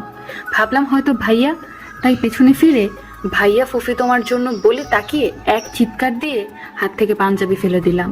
আমার সামনে টাওয়াল পরে যে দাঁড়িয়ে আছে তাকে দেখে আমার হার্ট অ্যাটাক হওয়ার উপক্রম। নিহান, এ এখানে কি করছে? আমার চিৎকার শুনে নিহান এগিয়ে এসে আমাকে দেয়ালের সাথে চেপে এক হাত দিয়ে আমার মুখ চেপে ধরেছে। সে এক দৃষ্টিতে আমার দিকে তাকিয়েই আছে। এদিকে মুখ চেপে ধরার কারণে আমার নিঃশ্বাস বন্ধ হয়ে আসছে। আমার নড়াচড়া দেখে মুখ থেকে হাত সরিয়ে নিহান আমার চোখে চোখ রেখে বলল, ডাকলেন? তোমার প্রথম প্রশ্নের উত্তর, আমি এখানে এই জন্য যে এটা আমার বাড়ি এবং আজ আমার ভাইয়ের বিয়ে। আর তোমার ফুপিকে বড়মা বলে ডাকি, কারণ উনি আমার বড় চাচি হন। আশা করি সব প্রশ্নের উত্তর পেয়ে গেছো। আমি তার জবাব শুনে একদম বাকরুদ্ধ হয়ে গেলাম। তার মানে উনি সেই ছেলে যে ফারহান ভাইয়ার মাথা একদম ন্যাড়া করে দিয়েছিল। নিহানের কি ওইসব কথা মনে আছে এখনো? এসব ভাবতে ভাবতেই রুম থেকে বের হয়ে আসলাম। ছাদে এসে মীরার সাথে এক কোনায় বসে বিভিন্ন বিষয় নিয়ে কথা বলতে লাগলাম। হলুদ কখন শুরু হবে, কাল বরযাত্রী কখন বের হবে, এসব নিয়ে। কিছুক্ষণের মধ্যেই প্রোগ্রাম শুরু হয়ে গেল। ফারহান ভাইয়ার বন্ধুরা অনেকেই এসেছে। এর মধ্যে একজন তানজির নাম, সে একটু বেশি ভাব করার চেষ্টা করছে। আমিও কোনো রকম কথা বলে তার থেকে দূরে থাকার চেষ্টা করছি। একে অনেকের হলুদ দেওয়া হয়ে গেল। আমি আর মীরা একসাথে হলুদ দেওয়ার জন্য উঠলাম। হলুদ দেওয়ার সময় ছাদের দরজার দিকে তাকিয়ে দেখলাম নিহান এগিয়ে আসছে। নিহান ব্লু কালারের পাঞ্জাবি পরে এসেছে। এই প্রথম নিহানকে দেখে বুকের ধুকপুকানি বেড়ে গেল। তাকে এতটাই সুন্দর লাগছিল যে আশেপাশে অনেক মেয়ে তার দিকে তাকিয়ে আছে। সবাই এভাবে তাকিয়ে আছে যেন মনে হয় আগে কখনো কোনো ছেলে দেখেনি। যত সব হচ্ছে মেয়ে। এক অদ্ভুত কারণে এসব দেখে মন খারাপ হয়ে গেল। কোনো রকম হলুদ দিয়ে স্টেজ থেকে নেমে আসলাম। মীরা সেই কখন থেকে প্রশ্ন করেই যাচ্ছে, কি হয়েছে, আমার মুড অফ কেন? এখন আমি কি করে তাকে বলি কেন মুড অফ? কারণটা আমি নিজেই জানি না। সবাই হলুদ দেওয়া শেষ হওয়ার পর ডান্স প্রোগ্রাম শুরু হলো। কয়েকটা পারফরমেন্স শেষ হওয়ার পর হঠাৎ করে মীরা অ্যানাউন্স করলো আমি আর রুজেন ভাইয়া একসাথে ডান্স করব। অনেক না করেও কিছু হলো না, ডান্সের জন্য রাজি হতে হলো। স্টেজে গিয়ে আমি আর রুজেন ভাইয়া ডান্স শুরু করলাম। মেরে হাত মে তেরা হাত হো সারি জন্নতে মেরে সাথ হো, মেরে হাত মে তেরা হাত হো सारी जन्नते मेरे साथ हो, तू जो पास हो फिर क्या ये जहां तेरे प्यार में हो जाऊं फना। বাকি গান নিজ দায়িত্বে শুনে নেবেন। অনেক সুন্দর গান একটি। আমরা অনেকটা ক্লোজ হয়ে ডান্স করছিলাম। ডান্স করতে করতে নিহানের দিকে দৃষ্টি নিক্ষেপ করে দেখলাম সে তীক্ষ্ণ দৃষ্টিতে আমাদের দিকে তাকিয়ে আছে। তার তাকানো দেখে একটু সরে আসলাম রুজেন ভাইয়ার থেকে। আবার ডান্সে মনোযোগ দিলাম। আচমকা নিহান এসে আমাকে রুজেন ভাইয়ার থেকে ছাড়িয়ে নিয়ে নিজে ডান্স করতে লাগলেন। সবাই তার এমন ব্যবহারে অবাক হয়ে তাকিয়ে আছে। নিহান আমাকে আলতো করে জড়িয়ে ধরে ঘুরে ঘুরে ডান্স করতে লাগলো। প্রথমে অবাক হলেও পরে ব্যাপারটা বুঝতে পারলাম। আমার লেহেঙ্গার উপরের পার্টের চেন অনেকটাই খুলে গেছে, আর নিহান তা ঠিক করার জন্যই এমনটা করলো। গান শেষ হওয়ার পর নিহান ছাদ থেকে নিচে ঘরে চলে গেল। সবাই তার এমন অদ্ভুত কাজের কারণ না জানলেও আমি ঠিকই জানি। আজ তার জন্য আমার মনে সম্মানের সৃষ্টি হলো। আমিও তার পিছু পিছু নিচে চলে আসলাম। নিচে এসে নিহানকে খুঁজতে খুঁজতে একটি রুমের কাছে এসে কিছু ভাঙচুরের শব্দ শুনে ভিতরে ঢুকে দেখলাম নিহান রুমের জিনিসপত্র ভাঙচুর করছে। কাজ লেগে তার ডান হাত কেটে আছে। ওইদিকে তার কোনো খবর নেই। দৌড়ে গিয়ে তাকে আটকাবার চেষ্টা করতে লাগলাম। নিহান, করছেনটা কি আপনি? এভাবে ভাঙচুর করছেন কেন? দেখেন আপনার হাত কেটে রক্ত পড়ছে, সেদিকে খেয়াল আছে আপনার? বলে রুমে ফার্স্ট এড বক্স খুঁজতে লাগলাম। দ্রুত ফার্স্ট এড বক্স নিয়ে তার পাশে বসে হাতটা আমার কোলের উপর রেখে রক্ত পরিষ্কার করে ব্যান্ডেজ করে দিলাম। তার দিকে তাকিয়ে দেখলাম সে এক নজরে পলক না ফেলে আমার দিকে তাকিয়ে আছে। আচমকা হাত ঝেড়ে ফেলে দিয়ে পুরো রুমে পায়চারি করতে লাগলেন। আচমকা আবার আমার কাছে এসে আমার বাহু ঝাঁকিয়ে বলতে লাগলো, এত ভাব কিসের তোমার? রোজনের সাথে এত লগে লগে ডান্স করার মানেটা কি? হ্যাঁ, আর এটা কি ড্রেস পরেছো তুমি, যার কিছুই ঠিক নেই? বলে রাগে ফুফাতে লাগলো। এই কোন নিহানকে দেখছি আমি? সাধারণত নিহান অনেক ঠান্ডা মস্তিষ্কের মানুষ। আজ এই সামান্য কারণে রেগে যাওয়ার কথা তো ধারণা। আমি কিছু বলতে যাব, তখনই নিহান আমাকে তার সাথে মিশিয়ে আমার চুলে হাত দিয়ে মাথা উঁচু করে আমার অধর যুগল তার আয়ত্তে নিয়ে গেল। আমার হাত পা একদম অসাড় হয়ে আসলো। এতটাই অবাক হলাম যে কি রিয়েক্ট করবো বুঝতে পারলাম না। কতক্ষণ যে এভাবে ছিলাম জানি না, একদম রোবট হয়ে দাঁড়িয়ে রইলাম। নিহান সেই রাগী কণ্ঠে বলতে লাগলো এই রুম থেকে এক্ষুনি চলে যেতে, না হলে এর চেয়ে খারাপ কিছু হবে। আমাকে কিছু বলার সুযোগ না দিয়ে টেনে রুম থেকে বের করে মুখের উপর দরজা বন্ধ করে দিল। সারা রাত ঘুমাতে পারিনি ওই ঘটনার পর। রাগ লজ্জা একদম ভর করে আছে। জীবনে প্রথম চুমু, তাও নিহানের সাথে। ঘুম একদম চোখ থেকে উড়ে গেছে। ভোর 5টার দিকে চোখ লেগে আসলো। সকালে নাস্তার টেবিলে নিহানের সাথে মুখোমুখি হলাম। অস্বস্তির কারণে তার দিকে তাকাতে পারলাম না, কিন্তু সে এমনভাবে নর্মাল হয়ে আমার সাথে কথা বলছে যে মনে হয় রাতে কিছু হয়নি আমাদের মধ্যে। আমি অবাক হয়ে কোনো রকম খেতে লাগলাম। সকালে নাস্তার পর নিহানের আর দেখা পেলাম না। যখন আমরা সবাই রেডি হয়ে কোণের বাড়ির উদ্দেশ্যে রওনা দিব, তখন নিহানকে দেখলাম পান সুপারি মিষ্টি এগুলো গাড়িতে রাখছি। তার দায়িত্ব পড়েছে বরযাত্রীর কতজন যাবে, তা কে কোন সিটে বসবে তা ঠিক করা। নিহান গুনে গুনে লোকজন গাড়িতে তুলছে। আজকেও তাকে অসম্ভব সুন্দর লাগছে। কমপ্লিট স্যুট পরেছে সে। ফারহান ভাইয়ার গাড়িটা সাদা গোলাপ ফুল দিয়ে অসম্ভব সুন্দর করে সাজানো হয়েছে। এই কাজটাও নাকি নিহান করেছে। এই ভাবওয়ালা ছেলে ট্যালেন্ট আছে বলতে হবে।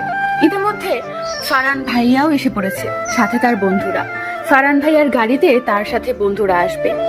মীরাকে বসতে বলা হয়েছে, কিন্তু সে আমাকে ছাড়া বসতে রাজি না, তাই ও আমার সাথেই বসবে। নিহান এর মধ্যে আমার সাথে আর কথা বলেনি। 1 ঘন্টা অতিক্রম করার পর কোণের বাড়িতে এসে গাড়ি থামলো। গাড়ি থেকে নামার পর হইচই শুরু হয়ে গেল, বর এসেছে বলে। আমরা গাড়ি থেকে নেমে সামনে এগিয়ে গেলাম। কোণের ভাই এসে বরকে গাড়ি থেকে বের করে গেটের কাছে নিয়ে গেল। গেটের মধ্যে শুরু হয়ে গেল বরপক্ষ আর কনে পক্ষের মধ্যে টাকা নিয়ে ঝগড়া। বিয়ে বাড়িতে এই এক জিনিসটাই সবচেয়ে ভালো লাগে। আমরা 20,000 টাকা বলেছি, 20,000 টাকা বলেছে, আর আমরা বলেছি 10,000 টাকা। তাদেরকে 20,000 টাকাই নাকি দিতে হবে। অবশেষে তাদের কথাই মানতে হলো, তাও ভাইয়ার জন্য।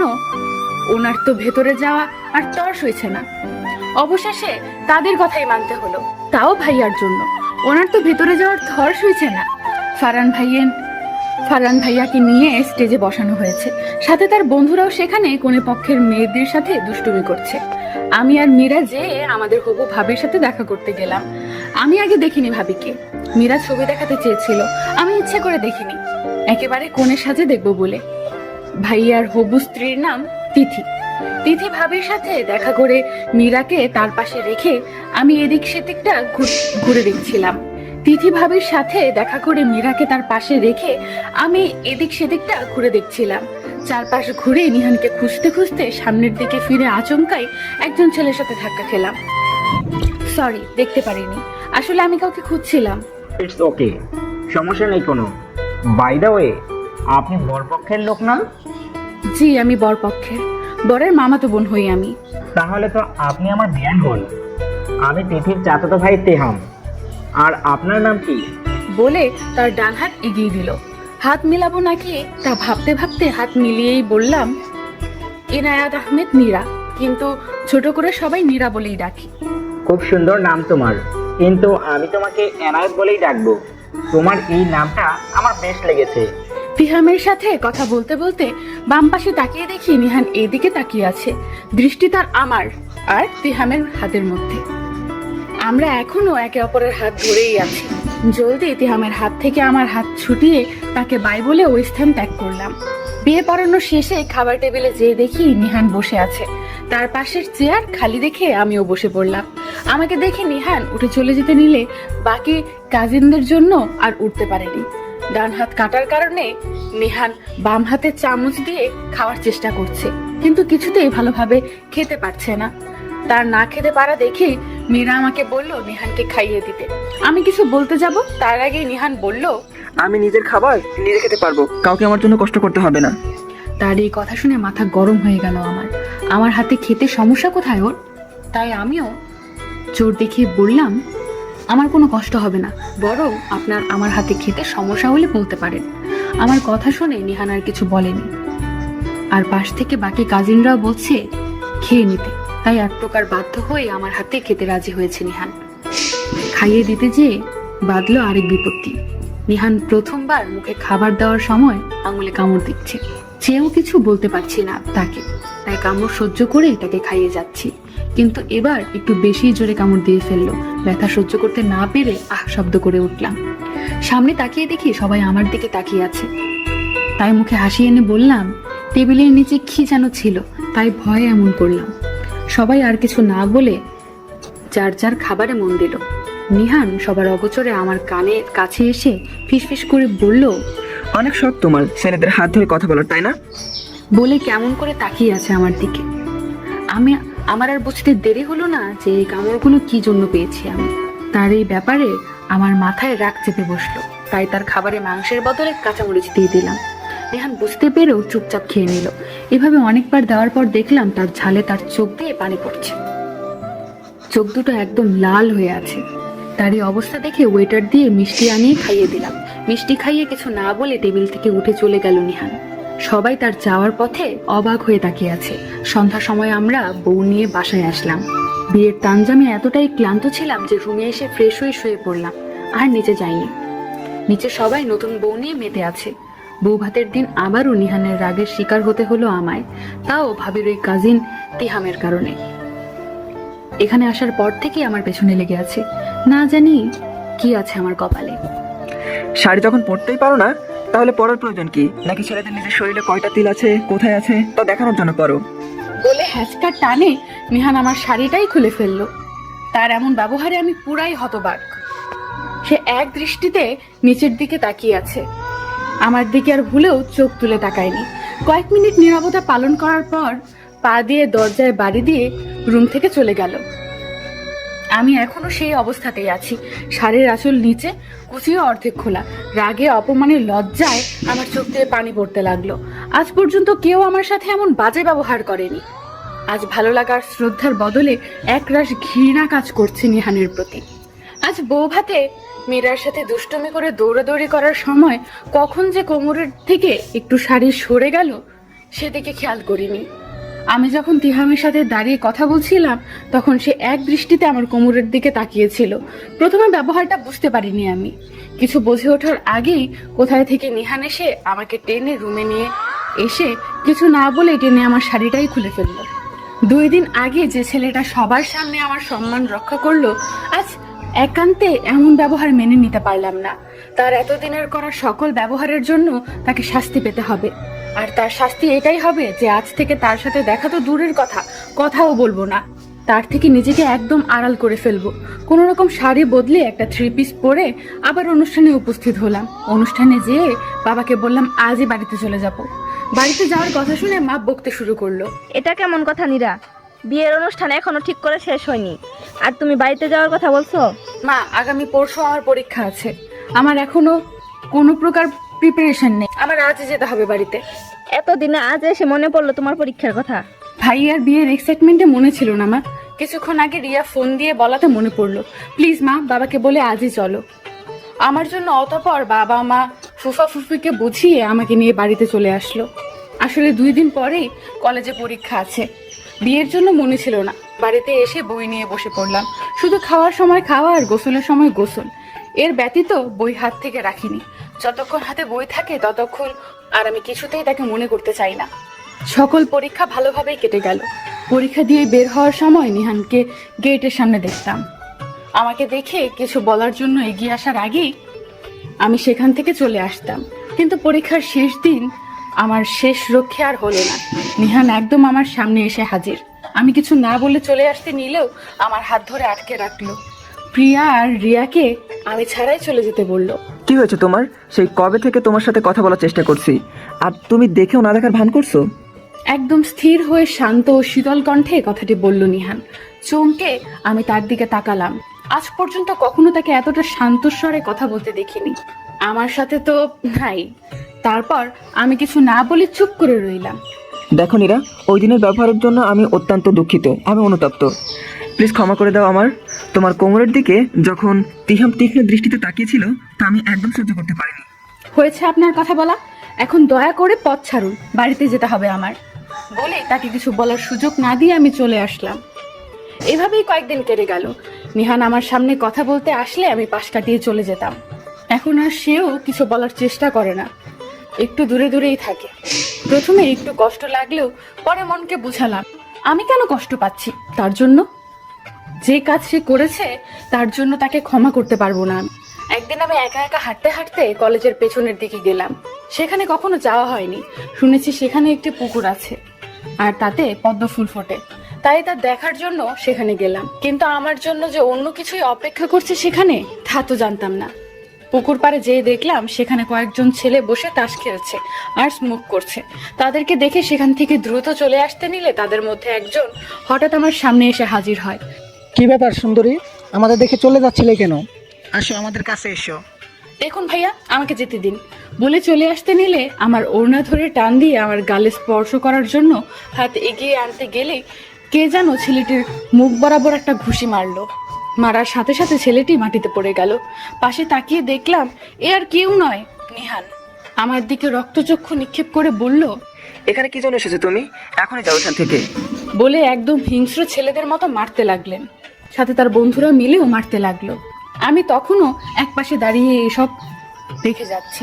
নিহানকে তো একদম চিনতেই পারছি না। শত হাতির বল যেন তার শরীরে যুক্ত হলো। সে একাই সবাইকে মেরে যাচ্ছে। অবস্থা বেগতিক দেখে তার বন্ধুরা তাকে আটকাবার চেষ্টা করছে, কিন্তু কিছুতেই তার সাথে পেরে উঠছে না। সে তাদেরকে মেরেই যাচ্ছে আর বলতে লাগলো, সাহস কি করে হলো আমাকে ছোঁয়ার। মারতে মারতে একদম রক্তাক্ত করে ফেললো তাদের। এসব দেখে আমি অতিরিক্ত ভয় পেয়ে গেলাম, আর ভয়ের কারণে চারদিক আমার অন্ধকার লাগতে লাগলো। কখন যে চোখ বন্ধ করে মাটিতে লুটিয়ে পড়লাম বুঝতেই পারলাম না। আমার মাটিতে পড়ার শব্দ শুনে নিহান দৌড়ে আমার কাছে আসলো। আমার মাথা তার কোলে নিয়ে বলতে লাগলো, এই নীরা, চোখ মেলে তাকাও, কি হয়েছে তোমার? আমি কিছুই হতে দিব না তোমার। এই নীরা, চোখ খোলো। কাঁপা শুরু করে। আচ্ছা এখন এসব বাদ দে, চল নীরা প্রিয়া ক্লাসে চল, অলরেডি লেট হয়ে যাচ্ছি। ক্লাসে যেতে না যেতে শুরু হলো আবার ইনকোয়ারি। কি হয়েছিল ওই দিন, নিহান কিভাবে পৌঁছালো এখানে, কেমন আজগুবি প্রশ্ন করা শুরু করে দিয়েছে। একজন তো বলেই উঠলো, এই প্রথম আমাদের সকলের ক্রাশ নিহান চৌধুরীকে এমন মারাত্মকভাবে কাউকে মারতে দেখছি। তাদের এসব কথাবার্তা একদম ভালো লাগছিল না, তাই রিয়া ও প্রিয়াকে ক্লাস করতে বলে আমি ক্লাসের বাইরে চলে আসলাম। উফ, কেমন শ্বাসরোধক অবস্থা, নিজেকে আমি কিছুতেই স্থির করতে পারছি না। গলা শুকিয়ে একদম কাঠ হয়ে আছে। পানি পান করার জন্য ক্যান্টিনে রওনা দিলাম। ক্যান্টিনের পরিবেশ আজ কিছুটা অন্যরকম। সবাই কেমন আর চোখে আমার দিকে তাকিয়ে আছে, কেউ কেউ তো ফিসফিস করে কিছু বলছে। এসব কিছু আর নিতে পারছি না, নিজেকে কেমন জোকার মনে হচ্ছে। যেই সবাই ড্যাব ড্যাব করে তাকিয়ে আছে আমার দিকে, নিজেকে কেমন জোকার মনে হচ্ছে যে সবাই ড্যাব ড্যাব করে তাকিয়ে আছে আমার দিকে। কর্নারে একটি টেবিলে যেয়ে বসলাম। ক্যান্টিনের পিচ্চি ছেলেকে একটি বার্গার আর একটি পানির বোতল দিতে বললাম। এগুলো আসতে আসতে এফবিতে একটু ঢু মেরে দেখে গত 2 দিন ঢুকা হয় না। বসে বসে নিউজ ফিড স্ক্রল করছি। হঠাৎ মনে হলো কেউ একজন দৃঢ় দৃষ্টিতে আমার দিকে তাকিয়ে আছে। মাথা উঁচু করে তাকিয়ে দেখলাম নিহান আমার সামনাসামনি বসে আছে। এক গালে হাত দিয়ে এক নাগারে আমার দিকেই তাকিয়ে আছে। তার তাকানো দেখে একটু নড়ে চড়ে বসলাম। আপনি এখানে কেন? এটা আমার টেবিল। আচ্ছা, এটা তোমার টেবিল? তা টেবিলটা কি তুমি কাজে করে বাড়ি থেকে নিয়ে এসেছো? তাকে কিছু বলতে যাব তখনই আমার কলেজ ফ্রেন্ড রুশান করেছে। তার সাথে কথা বলে সামনে তাকিয়ে আমি কয়েকটা হার্টবিট মিস করলাম। নিহান তীক্ষ্ণ দৃষ্টিতে তাকিয়ে আছে আমার দিকে। খুব শান্ত ও শীতল কণ্ঠে বললেন, কে ছিল ফোনের অপর পাশে? আমিও একটু মজা করে বললাম, আমার বয়ফ্রেন্ড। নিহান কিছু না বলে চুপচাপ উঠে চলে গেল। এই যেন তুফানের আগে শান্ত পরিবেশ, কিন্তু এ এক মিথ্যা কথা বলার পরিণাম যে এত খারাপ হবে তা কল্পনার বাইরে। বাকি ক্লাসগুলো শেষ করে বাড়িতে চলে আসলাম। কয়েকদিন পর রাতে খাওয়া দাওয়ার পর বাবা আমার রুমে আসলেন কফি নিয়ে আমার সাথে কথা বলতে। বাবা সাধারণত এত বেশি একটা আমার রুমে আসে না। মামুনি আসতে পারি ভিতরে? আরে বাবা, তোমার কি অনুমতি নিয়ে ঘরে ঢুকতে হবে নাকি? যে ঘরে বিয়ের বয়সী মেয়ে আছে ওই ঘরে অনুমতি নিয়েই ঢুকতে হয়। বাবা, আবার কি শুরু করেছো? নে, তোর জন্য কফি নিয়ে এসেছি, খেয়ে দেখ কেমন হয়েছে। আর চল বস, তোর সাথে একটু কথা আছে। বাবার হাতে কফির মগ দেখেই বুঝেছি বাবা কিছু গুরুত্বপূর্ণ কথা বলতে এসেছে। যখনই বাবা গুরুত্বপূর্ণ কোনো কথা বলবে আমাকে, তখনই কফি নিয়ে আসে আমার জন্য। কফি খেতে খেতে তার কথা বলে। মীরা তোমাকে কালকে পাত্রপক্ষ দেখতে আসবে। ছেলে এবং ছেলের পরিবার খুব ভালো। ছেলের এখনো পড়াশোনা শেষ হয়নি, কিন্তু কয়েক মাস পরেই হয়ে যাবে। বাবার কথা শুনে যেন আকাশ থেকে পড়লাম। আমি তো এখন বিয়ে করতে চাই না, সেটা তো আগেই সবাইকে বলেছি। কিন্তু বাবা, আমি এখন বিয়ে করতে চাই না, পড়াশোনা শেষ করে তারপর। আমি এসব নিয়ে কথা বলেছি, তারা তোমাকে বিয়ের পরও পড়াবে। আর জরুরি বিষয় হলো, ছেলে তোমার ভার্সিটিরই ছাত্র, সে তোমাকে ওইখানে দেখেই পছন্দ করেছে। কিন্তু বাবা তারপরও।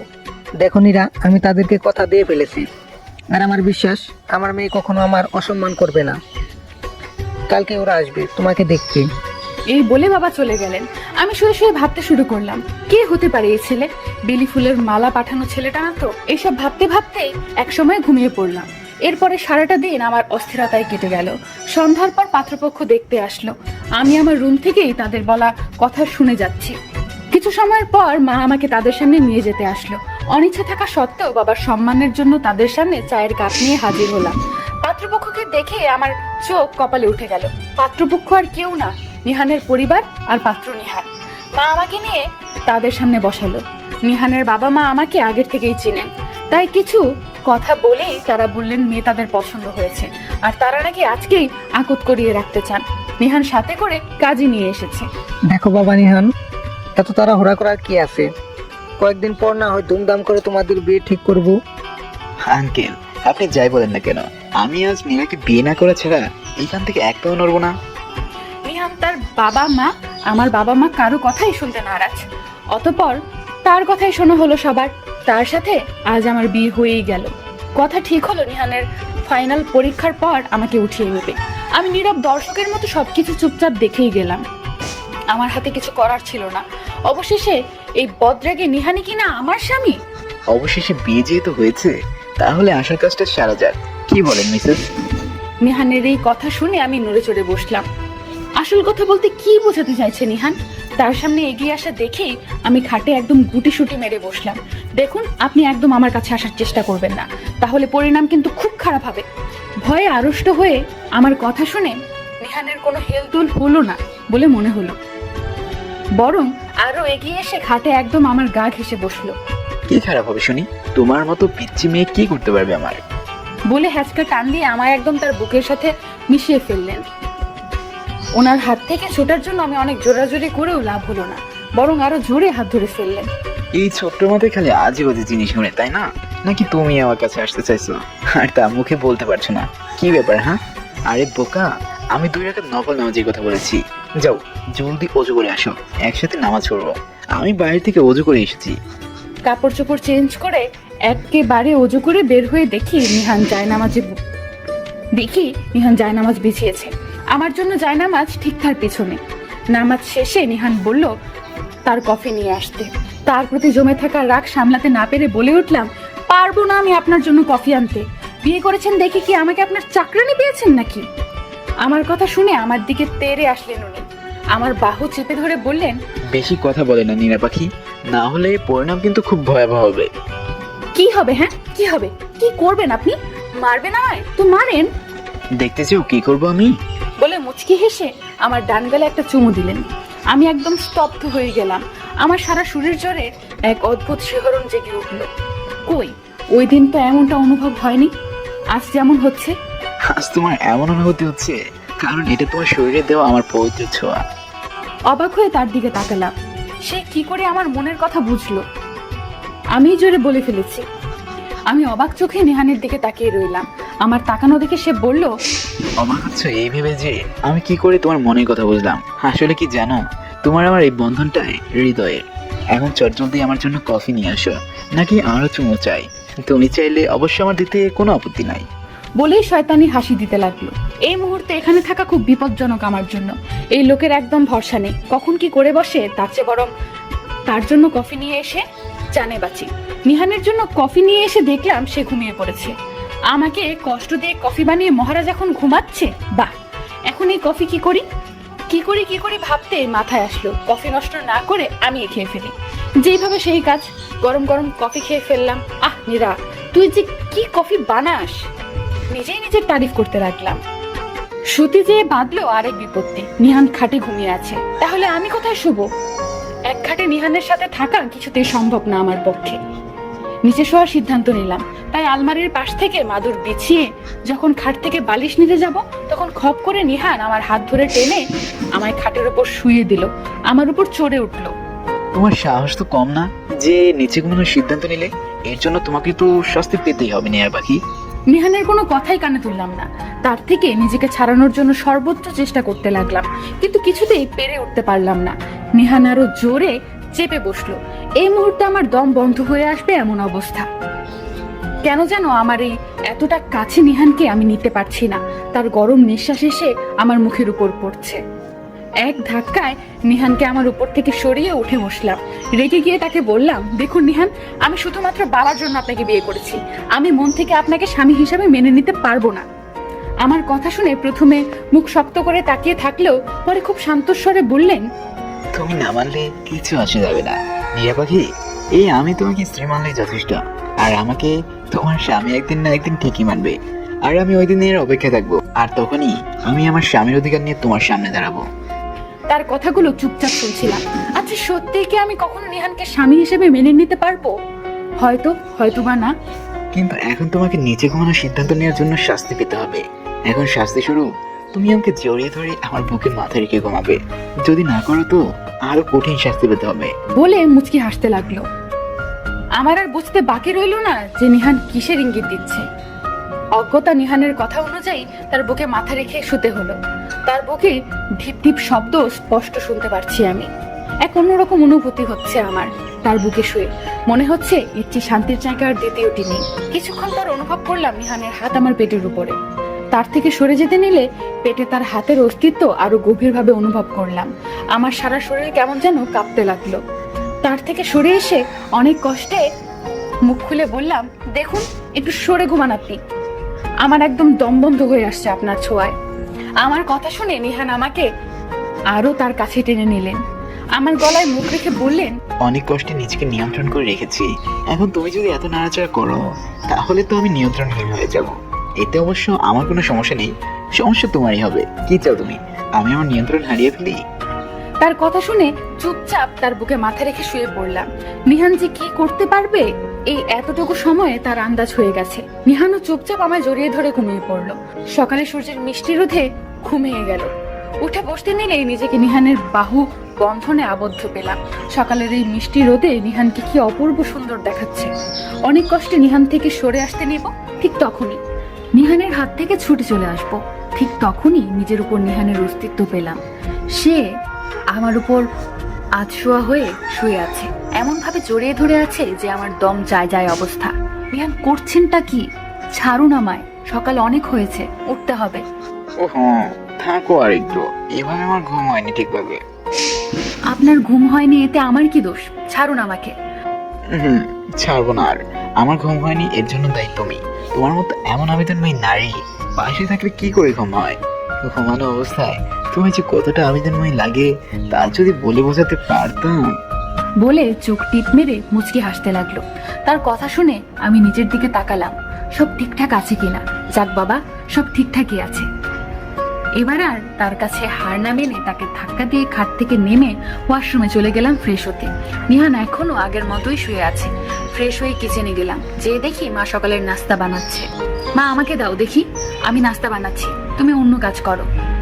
আমার কথা শুনে মা এমন ভাবে তাকিয়ে রইল যেন অদ্ভুত কিছু বলে ফেলেছি আমি। তার চোখ মুখে বিস্ময়। সেদিকে পাত্তা না দিয়ে আমি নাস্তার জন্য গরুর মাংস রান্না করতে শুরু করে দিলাম। আজ সকালের নাস্তার জন্য মা চালের রুটি আর গরুর মাংসের আয়োজন করেছে। কি গো নীরার বাবা, দেখে যাও তোমার মেয়ে কি বলছে।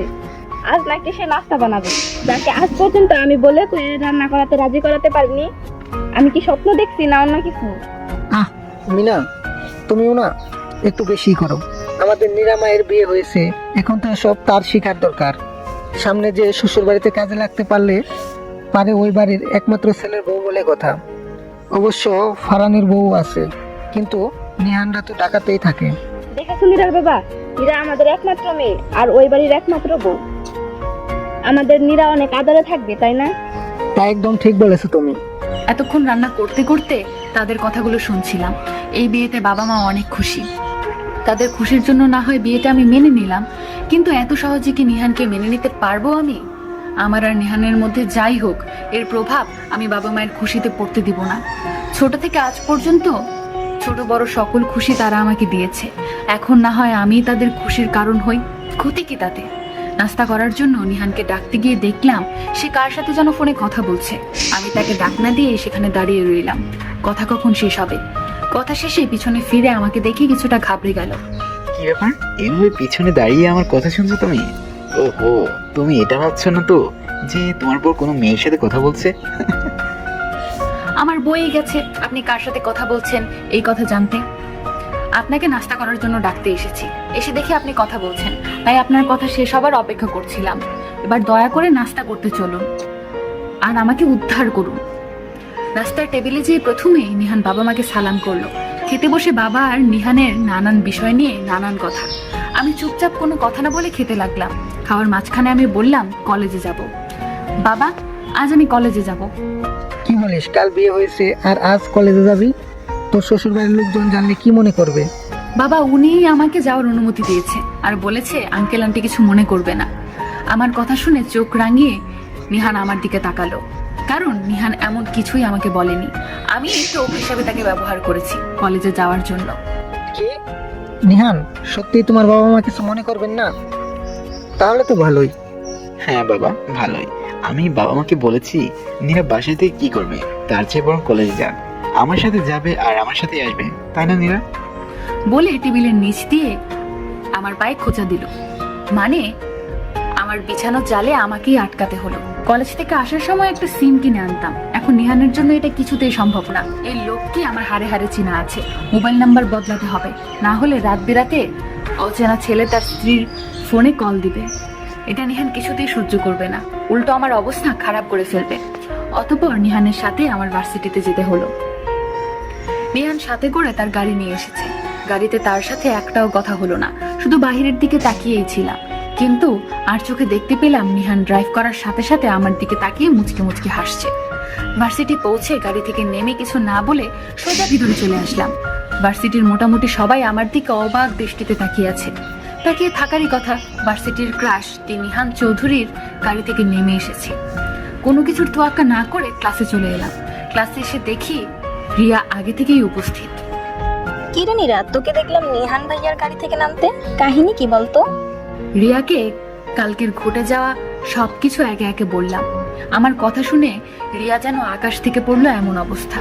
ও গড নীরা, বলিস কি তুই? তুই আর নিহান, মানে নিহান আর তুই হাজব্যান্ড ওয়াইফ? আমি তো কিছুতেই বিশ্বাস করতে পারছি না। নিহান তোর জন্য এতটা পাগল? প্রিয়া ওই দিন ঠিকই বলেছিল, তোর আরেক মাজনু ওই নিহান। আরেক মাজনুর কথা শুনে ওই অচেনা কেউ একজনের কথা মনে পড়লো। গত কয়েকদিন কোনো বেলি ফুলের মালা পাঠায়নি। এখন তো বেলি ফুলের মালা কিছুতেই নেওয়া যাবে না। নিহানের নজর সারাক্ষণ আমার দিকেই থাকবে। মোবাইল সিম কার্ড না কিনে রিয়ার থেকে এক্সট্রা একটি নতুন সিম নিয়ে নিলাম। সবগুলো ক্লাস শেষে যখন মাঠে এলাম তখন নিহানকে দেখতে পেলাম তার বন্ধুদের সাথে আড্ডা দিচ্ছে। আমাকে দেখে তাদের কাছে যেতে ইশারা করলো, আমিও তার ইশারা অনুযায়ী সেখানে গেলাম। তার বন্ধুরা সবাই আমাকে ভাবে বলে সম্বোধন করতে শুরু করলো। সবারই চোখে মুখে খুশির ঝিলিক দেখতে পেলাম, একমাত্র রিমি ছাড়া। না থাক ভাইয়া, সমস্যা নেই, আমরা এভাবেই ঠিক আছি। কি জিজু, না মানে নিহান ভাইয়া কেমন আছেন? বিয়ে উপলক্ষে ট্রিট চাই কিন্তু। তুমি আমায় জিজি বলে ডাকতে পারো, সমস্যা নেই। শালিকা বলে কথা, আর হইল ট্রিট, তা একদিন সময় করে পেয়ে যাবো। ও ধন্যবাদ ভাইয়া। তা নিহান, কাজটা কিন্তু তুই একদম ঠিক করিসনি। এভাবে তাড়াহুড়ো করে বিয়ে করার কি দরকার ছিল? আমাদের ভাবি তো কোথাও হারিয়ে যাচ্ছিল না। আকাশ ভাইয়ার কথা শুনে উনি আমার দিকে একবার তাকিয়ে তার উদ্দেশ্যে বললেন, কখন কি হয় সেটা তো বলা যায় না, তাই হারিয়ে যাওয়ার আগেই নিজে করে ফেললাম। তাও আমাদেরকে বাদ দিয়ে, শালা তুই বন্ধু না হারামি? চিন্তা করিস না, এখন তো শুধু আকদ হয়েছে, অনুষ্ঠানের সময় এনজয় করে নিস। যাই বলিস, মেয়ে তো বিয়েই, তাই না? আর বন্ধুর কবুল বলাই যদি না দেখতে পারি তো আর কি। একে একে তার সকল বন্ধুদের অভিযোগ শুনছিলাম। অসাধারণ বন্ধুত্ব তাদের। আকাশ ভাইয়া নিহানের বন্ধুত্ব একটু বেশি। অবশেষে বন্ধুদের বাই বলে উনি আমাকে বাড়িতে দিয়ে চলে গেলেন। যাওয়ার আগে শুধু এইটুকু বলে গেলেন, রাতে যেন আমার রুমের বারান্দার দরজা খোলা থাকে। এই বলে গাড়ি স্টার্ট করে একটানে চলে গেলেন। রাতে যখন খেয়ে দিয়ে রুমে বসে বই পড়ছিলাম, তখন খুব জোরে জোরে বারান্দার দরজায় বাড়ি দেওয়ার শব্দ শুনতে পেলাম। দ্রুত যেয়ে দরজা খুলে দেখি নিহান দাঁড়িয়ে আছে, তার হাতে একটি শপিং ব্যাগ। আমাকে না বলেছিলাম রাতে বারান্দার দরজা খোলা রাখতে, খোলা রাখোনি কেন? মনে ছিল না। আর আপনি মেইন ডোর দিয়ে না ঢুকে এদিক দিয়ে কেন আসলেন? ইনডোর দিয়ে আসলে বাবা মা কি মনে করতো? আপনি আসলে তারা কেন কিছু মনে করতে যাবে? এভাবে চোরের মতো না এসে মেইন ডোর দিয়ে আসতেন। বোকা মেয়ে, এভাবে যদি মেন ডোর দিয়ে আসি তাহলে বাবা মা মনে করবেন কেমন নির্লজ্জ জামাই, বউকে ছাড়া একদিনও থাকতে পারে না। তখন তো আমার লজ্জা পেতে হতো। মনে করার কি আছে? আপনি তো নির্লজ্জই। কিভাবে একেবারে কাজে নিয়ে এসেছে বিয়ে করার জন্য। বিড়বিড় করে কথাটা বললাম। কিছু বলেছো তুমি? মনে হলো কিছু শুনতে পেলাম। না, আমি কি বলবো? তা আপনি হঠাৎ এখানে কেন আসলেন? চুরি করতে এসেছি কাঁদি মেয়ে। বিয়ে করার লোক তো বউয়ের কাছে যাবে না তো কোথায় যাবে? আর আমার বউ তো এখানে, তাই আমি এখানে এসেছি। তার কথা শুনে একদম চুপ হয়ে গেলাম। বিয়ে করেছে মাত্র একদিন হলো, এখনই এই অবস্থা। বাকি দিন কি হবে আল্লাহই জানে। এই ব্যাগটাতে কি? এখানে আমার রাতের পরার ড্রেস। আর তোমার জন্য। আমার জন্য কি এখানে? নিজেই দেখে নাও বলে তার নিজের জামা কাপড় বের করে ফ্রেশ হতে চলে গেল। আমিও ব্যাগটি হাতে নিয়ে খুলে দেখলাম, কালো রঙের মধ্যে সোনালী রঙের কাজ করা কাতান শাড়ি। অপূর্ব দেখতে শাড়িটি। নিহানের চয়েস আছে বলতে হবে। রান্নাঘরে যেয়ে তার জন্য কফি নিয়ে আসলাম। ঘরে এসে দেখি নিহান ফ্রেশ হয়ে খাটের উপর পা তুলে বসে আছে আর আমার বই নেড়ে চেড়ে দেখছে। আপনার জন্য কফি, নিন ধরুন। বাহ, তুমি কি করে বুঝলে আমার এখন কফি প্রয়োজন? অবশ্য বোঝারই কথা, আমার হৃদয় মাঝে তুমি। বলে হো হো করে হাসতে লাগলো। কি অদ্ভুত প্রশ্ন নিজে করেছে, আবার উত্তরও সে নিজেই দিচ্ছে। মাথাটা কি একেবারেই কাছে নাকি? শোয়ার সময় আবার কাল রাতের মতো অবস্থা। তার বুকেই নাকি ঘুমাতে হবে। দেখুন, আপনি ওই পাশে ঘুমান, আমি এই পাশে। ঘুমানোর সময় কেউ জড়িয়ে ধরলে দম বন্ধ হয়ে আসে আমার। আজকে এই কথা বলেছো, আর কখনো যেন না শুনি। তোমার জীবনের বাকি প্রতিটা রাত তুমি আমার বুকে ঘুমাবে। কখনো আমাদের মধ্যে ঝগড়া বা মানহীন যাই হোক না কেন, ঘুমানোর জায়গা যেন কখনো পরিবর্তন না হয়। এখন চুপচাপ ঘুমাতো দেখি লক্ষ্মী মেয়ের মতো। তার কথার প্রতি উত্তরে কিছু বললাম। চুপচাপ তার বুকে মাথা রেখে ঘুমিয়ে পড়লাম। সকালে নিহানের ডাকে ঘুম ভাঙলো। উঠে দেখি মাত্র 7টা বাজছে। উফ, এই 7 সকালবেলা আমার ঘুমটা ভাঙলেই কি হতো। নীরা, ওঠো, বাড়িতে যাবো এখন আমি। উফ, এই 7 সকালবেলা আমার ঘুমটা না ভাঙলেই কি হতো। সম্পূর্ণ চোখ মেলে তাকিয়ে দেখি নিহান একদম রেডি হয়ে আমার সামনে দাঁড়িয়ে আছে। ঘুমে আমার চোখ বারবার বন্ধ হয়ে আসছে। এই নীরা, যাও জলদি ফ্রেশ হয়ে আসো, তাহলে ঘুমটা কেটে যাবে। বলে আমাকে টেনে ওয়াশরুমে পাঠিয়ে দিল। ফ্রেশ হয়ে বের হয়ে দেখি নিহান তার পায়ে জুতা পড়ছে। আপনি সকালবেলা চলে যাবেন? এখনো কেউ ঘুম থেকে ওঠেনি। এখন কেউ ঘুম থেকে ওঠেনি, তাই তো এখন চলে যাচ্ছি, যাতে কেউ জানতে না পারে আমি এখানে এসেছি। যেভাবে এসেছি ঠিক সেভাবে চলে যাব। ও তাই বলেন? হুম। বলে আমাকে কয়েক মিনিট জড়িয়ে ধরলেন এবং কপালে একটি চুমু দিয়ে বারান্দা দিয়েই চলে গেলেন। নিজের অজান্তেই কপালে হাত চলে গেল। এখানে কিছুক্ষণ আগেই নিহান তার ভালোবাসার পরশ দিয়েছে। ঠোঁটের কোণে এক চিলতে হাসি ফুটে উঠল। এভাবেই দেখতে দেখতে অনেক দিন কেটে গেল। এর মধ্যে নিহানের ফাইনাল পরীক্ষাও শেষ। এখন সে তার ফ্যামিলি বিজনেসে জয়েন করেছে। 2 সপ্তাহ পরেই আমাকে উঠিয়ে নিয়ে যাওয়ার সিদ্ধান্ত হলো। আমার আর নিহানের সম্পর্ক আগের থেকে অনেক স্বাভাবিকভাবেই এগিয়ে যাচ্ছে। একজন বন্ধুর মতো আমার পাশে থাকে সবসময়। সবকিছু ঠিক থাকলেও আমাদের স্বামী স্ত্রীর সম্পর্ক এখনো আগের মতো। আমিও কখনো তাকে ভালোবেসে কাছে টেনে নিইনি, আর নিহানও কখনো স্বামীর অধিকার নিয়ে আমার কাছে আসেনি। নিহান তার কথা রেখেছে। তার ভালোবাসার প্রদানের একমাত্র মাধ্যম হলো কপালে একটি চুমু। তার ভাষ্যমতে শুদ্ধ বহিঃপ্রকাশ নাকি কপালে দেওয়া একটি চুমুতেই প্রকাশ পায়। বাকি সবকিছু তো আমরা শরীরের প্রতি কামনা আর আকর্ষণ থেকে করি। এখনো সে রাতের অন্ধকারে আসে, আবার সকালে আলো ঠিকভাবে ফোটার আগে চলে যায়। মাঝে মাঝে সবার সামনে দিয়েও আসে। এখানেও তার নিজস্ব যুক্তি আছে। তাদেরকে দেখে না আসলে পরবর্তীতে ভাবতে পারে জামাই তাদের আদরের মেয়েকে বিয়ে করে ভুলেই গেছে। তার প্রতি সম্মান, শ্রদ্ধা, বিশ্বাস সব আছে, কিন্তু ভালোবাসাটা হয়তো এখনো গড়ে উঠতে পারেনি। কখনো মনে হয় তাকে অনেক ভালোবাসি, আবার কখনো মনে হয় না, এই শুধু ভালো লাগা, মায়া তার প্রতি, আর কিছু না। দিন দিন প্রতিনিয়ত তার মায়াজালে নিজেকে আটকে নিচ্ছি।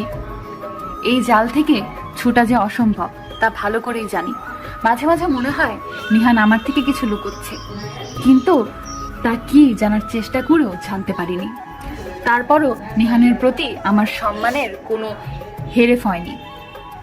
তাকে যে নিজের জীবনের থেকেও বেশি ভালোবাসি তা বুঝতে পারলাম বিয়ের অনুষ্ঠানের 2 দিন আগে।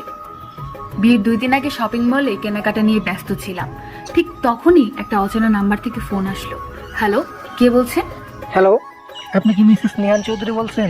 জি, কে আপনি? আমি সিটি হাসপাতাল থেকে বলছি। আপনার হাজব্যান্ড অ্যাক্সিডেন্ট করেছে, অনেক মারাত্মক অবস্থা, আর আপনি এক্ষুনি আসুন। নিহানের অ্যাক্সিডেন্টের কথা শুনে একদম বাকরুদ্ধ হয়ে গেলাম। এই কি শুনছি আমি? নিহান অ্যাক্সিডেন্ট করেছে? আমার নিহান? অ্যাক্সিডেন্টের কথা শুনেই আমি পাগলের মতো ছুটতে লাগলাম। কাউকে কিছু বলার মতো অবস্থাতেই ছিলাম না আমি। হঠাৎ করে আমার এমন পাগলের মতো দৌড় দেখে বাবা মা অবাক হয়ে তারাও আমার পিছু পিছু ছুটতে লাগলো আর ডাকতে লাগলো। তাদের প্রতিটি ডাক আমার কানে এসেও মনে হচ্ছে আসেনি। আমি আমার মতোই ছুটতে লাগলাম। আমার যে করেই হোক নিহানের কাছে পৌঁছাতে হবে। একটি অটো বাসে অটো চালককে বললাম দ্রুত সিটি হসপিটালে নিয়ে যেতে। আমার স্বামীর অবস্থা খুব খারাপ। অটো তার নিজস্ব গতিতে এগিয়ে যাচ্ছে, তবুও আমার যেন মনে হচ্ছে অটো চলছেই না। অনেক কষ্টে মুখ খুলে বললাম, ভাইয়া প্লিজ জলদি চালান, আমার স্বামীর অবস্থা খুব খারাপ, আমাকে দ্রুত তার কাছে যেতে হবে। দেখেন আপা, অটোর স্পিড যতটুকু আমি তো ততটুকুই চালাতে পারবো, এর চেয়ে বেশি না। দেখুন ভাইয়া, আমি আপনাকে 2 গুণ ভাড়া দেব, তারপরও জলদি চালান। কিছুক্ষণের মধ্যেই হসপিটালে এসে পৌঁছালাম। কোনো রকম ভাড়া দিয়ে দৌড়ে হাসপাতালে ঢুকলাম। ভেতরে ঢুকে নিহান বলে চিৎকার করতে শুরু করলাম। আমার পিছু পিছু ততক্ষণে বাবা মাও এসে পৌঁছেছে। তারা আমার কাছে এসে কি হয়েছে জানতে চাইছে।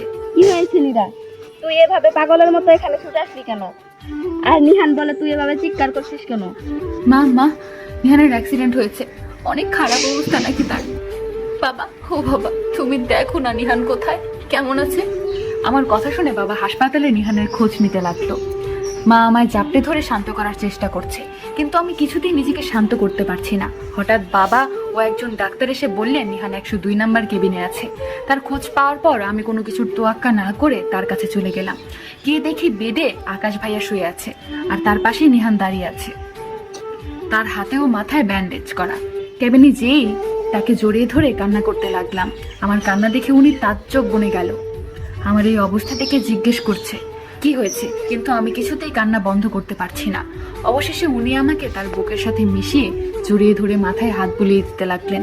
তাকে জড়িয়ে ধরে পাগলের মতো বক বক করতে লাগলাম, নিহান প্লিজ আমাকে ছেড়ে যাবেন না কোথাও, আমি তোমাকে ছাড়া বেঁচে থাকতে পারবো না, অনেক ভালোবাসি তোমাকে, অনেক। তোমাকে ছেড়ে এক মুহূর্তও থাকার চিন্তা করতে পারবো না আমি। তোমাকে সেই প্রথম থেকেই ভালোবাসি আমি, কিন্তু নিজের মনের কথা নিজেই বুঝতে পারিনি কখনো।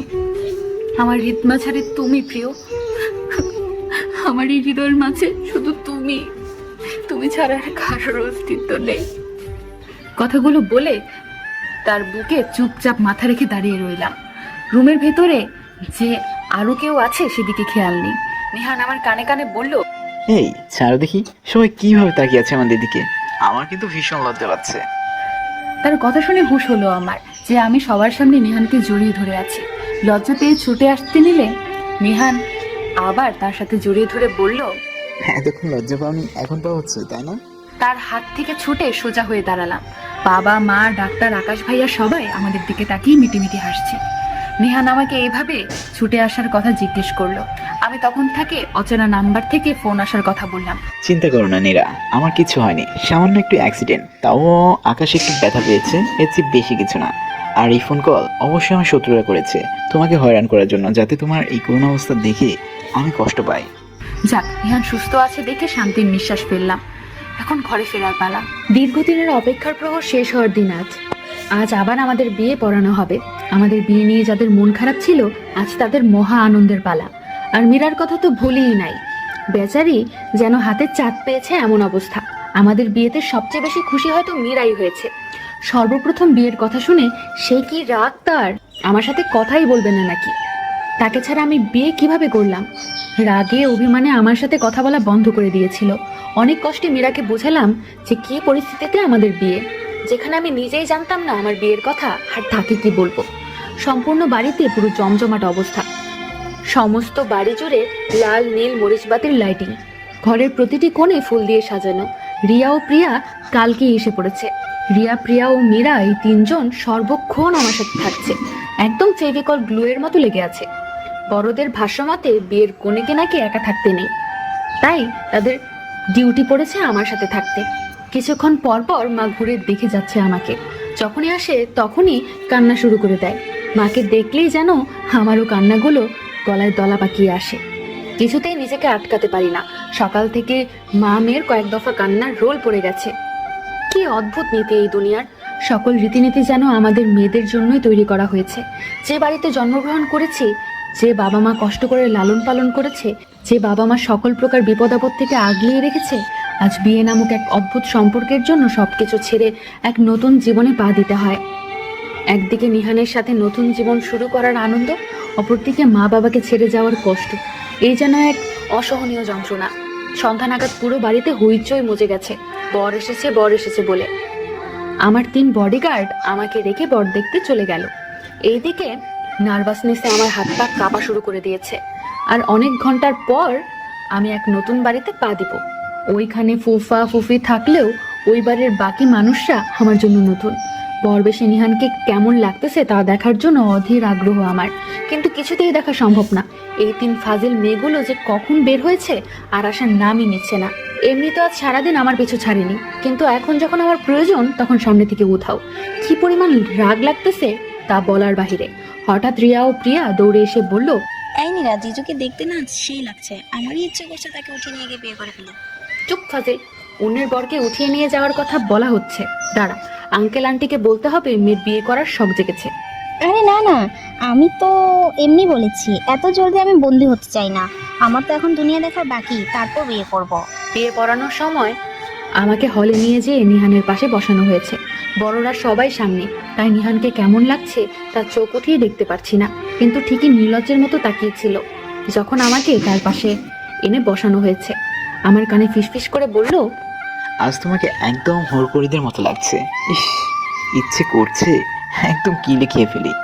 লজ্জায় কিছু বলতে পারিনি তাকে। মাথা নিচু করে মিটমিট করে হেসে যাচ্ছি। কাজী সাহেব যখন নিহাল কবুল বলতে বলল, তখন সে একবারেই 3 বার বিসমিল্লাহ কবুল কবুল কবুল বলে ফেলেছে।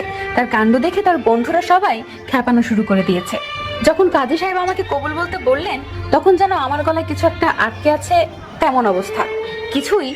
কিছুতেই নিজের কান্না বন্ধ করতে পারছি না আমি। কবুল তো এর আগেও একবার বলেছি, কিন্তু আমার কেন এত কষ্ট হচ্ছে বলতে। হয়তো এর আগে জানতাম না আমি আমার আপনজনদের সাথে থাকবো, কিন্তু আজ এই কবুল বলার পর সম্পূর্ণভাবে অন্যের হয়ে যাব, আপনজনদের ছেড়ে থাকতে হবে। কাজী সাহেব বারবার বলছে, বলো মা কবুল। অনেক কষ্টে মুখ ফুটে কবুল বললাম। পরপর 3 বার কবুল বলার পর সবাই আলহামদুলিল্লাহ বলে উঠল। বিদায়ের সময় নিজেকে আর আটকিয়ে রাখতে পারলাম না। বাবা মাকে জড়িয়ে ধরে হাউমাউ করে কাঁদতে শুরু করলাম। বাবা অনেক শক্ত থাকলেও মাও কাঁদতে শুরু করলো অনেক। কেঁদে কেটে বারবার আমাকে বলছে শ্বশুরবাড়ির সকলের মন জুগিয়ে চলি। বাবা আমার হাত নিহানের হাতে দিয়ে বললেন, আমার একমাত্র আদরের মেয়ে নীরা, তাকে তুমি দেখে রেখো বাবা। বাচ্চামি স্বভাব তার মধ্যে এখনো আছে, ওর বাচ্চামি পনাতে কখনো কষ্ট পেয়ে না। আপনি চিন্তা করবেন না বাবা, আপনার মেয়ে নীরা এখন আমার স্ত্রী। তাকে আমি সকল বিপদ আপদ থেকে রক্ষা করব, আর তার বাচ্চামির জন্যই তাকে এতটা ভালোবাসি। তা নিয়ে আপনাকে চিন্তা করবেন না। বাবা আর ফারান ভাইয়া আমাকে গাড়িতে তুলে বসিয়ে দিল। নিহান বারবার আমার হাত ধরছে, হাত ধরে সে সান্ত্বনা দেওয়ার চেষ্টা করছে। কিছু মিনিট পরে গাড়ি স্টার্ট করে দিল তার গন্তব্যের দিকে। শুরু হয়ে গেল আমার নতুন জীবনের যাত্রা। পিছনে রয়ে গেল পুরনো জীবনের সকল মানুষ। গাড়ি এসে থামলো নিহানদের বিশাল বাড়ির সামনে। চারপাশে লাইটিং এবং আলোতে পুরো বাড়ি চিকচিক করছে। আমাদের পিছনের গাড়িতেই মীরা, ফারান ভাইয়া, ভাবি, ফুফা, ফুফি সকলে চলে আসলেন। নিহান গাড়ি থেকে নেমে গাড়ির দরজা খুলে আমাকে নামানোর জন্য হাত বাড়িয়ে দিল। তার হাত ধরে গাড়ি থেকে নেমে আসলাম। আমার পাশে মীরা এসে দাঁড়ালো। ঘরের ভেতরে যাওয়ার জন্য যখন দরজার সামনে এসে দাঁড়ালাম, তখন মীরা নিহানকে বলল আমাকে কোলে তুলে ভিতরে নিয়ে যেতে। মীরার কথায় নিহানের মা বলল, নিহান, আমাদের বাড়ির এই রীতি তো তুই জানিস, যে নতুন বউকে তার বর কোলে তুলে বাড়িতে প্রবেশ করে, তোকেও তা করতে হবে। নিহান তো এক কথায় রাজি। এই কথা বলার সাথে সাথেই আমাকে কোলে তুলে নিল। সবার সামনে কিভাবে সে কোলে তুলে নিল, লজ্জায় একদম গুটিসুটি মেরে তার বুকে মুখ লুকালাম। আমাকে নিয়ে যেয়ে নিচে বাসর ঘরে বসানো হয়েছে। নিহানদের ডুপ্লেক্স বাড়ি, বাড়ির ভেতরটা অনেক সুন্দর। আমাকে আর নিহানকে একসাথে বসিয়ে সবাই একে একে মিষ্টি মুখ করানো শুরু করেছে। এত মিষ্টি খেতে খেতে বমি আসবে এমন অবস্থা, কিন্তু মুখ ফুটে কিছু বলতে পারবো না, নতুন বউ বলে কথা। কিছুক্ষণ পর নিহানকে তার বন্ধুরা এসে সাথে করে নিয়ে গেল। তারা নাকি নিহানের জন্য সারপ্রাইজ প্ল্যান করেছে। মীরা, তিথি ভাবি এবং নিহানের মেয়ে কাজিনরা আমাকে ভাবি ভাবি বলে মজা করা শুরু করে দিয়েছে। এইদিকে সকল নিয়ম রীতি পূরণ করার পর আমাকে নিহানের রুমে নিয়ে যাওয়া হলো। মস্ত বড় একটা রুম, রুমের ঠিক মাঝখানে খাট, পুরো খাট বেলি ফুল দিয়ে সাজানো হয়েছে। শুধু খাটই নয়, সম্পূর্ণ রুমটিও বেলি ফুলের দ্বারা সাজানো হয়েছে। এই বেলি ফুল দিয়ে সাজানো কার আইডিয়া হতে পারে, কার হতে পারে, যারই হোক, সাজানো আমার বেশ ভালো লেগেছে। আমাকে খাটে বসিয়ে এক এক করে সবাই চলে গেল। যাওয়ার আগে বলে গেল, তুমি অপেক্ষা করো, আমি নিহানকে রুমে পাঠাচ্ছি। সে যে বলে গেল এখন রাত 12টা বাজে, কিন্তু নিহানের আসার কোনো খবর নেই। এদিকে এসব ভারী লেহেঙ্গা পরেও আমার অস্বস্তি লাগছে। কখন থেকে এগুলো পরে আছি, মনে হচ্ছে এগুলোর ভারে আমি জ্ঞান হারাবো। হঠাৎ হুট করে দরজা খোলার শব্দ শুনে ঠিক হয়ে বসলাম। নিহানি এসেছে হয়তো। রুমে এসেই সর্বপ্রথম আমাকে বলল, নীরা, ফ্রেশ হয়ে জলদি বারান্দায় আসো। এই বলেই সে বারান্দায় চলে গেল। যাক, তার এই কথায় স্বস্তি পেলাম। সেই কখন থেকেই ভারী লেহেঙ্গা পরে রয়েছি, তাই আমিও ফ্রেশ হওয়ার জন্য ওয়াশরুমে চলে গেলাম। ফ্রেশ হয়ে এক লাল রঙের জর্জেট শাড়ি পরে বারান্দায় চলে গেলাম। ভেজা চুল থেকে টপ টপ করে পানি পড়ে কোমরের অনেক অংশ ভিজে আছে। বারান্দায় যেয়ে দেখি নিহান সোফায় বসে আছে। তার রুমের বারান্দাকে বারান্দা বললেও ভুল হবে, তা তো একটু ছোটখাটো ছাদ। রুমের ডান দেওয়ালে থাই গ্লাস দেওয়া, এটা খুললেই একটা ছাদ।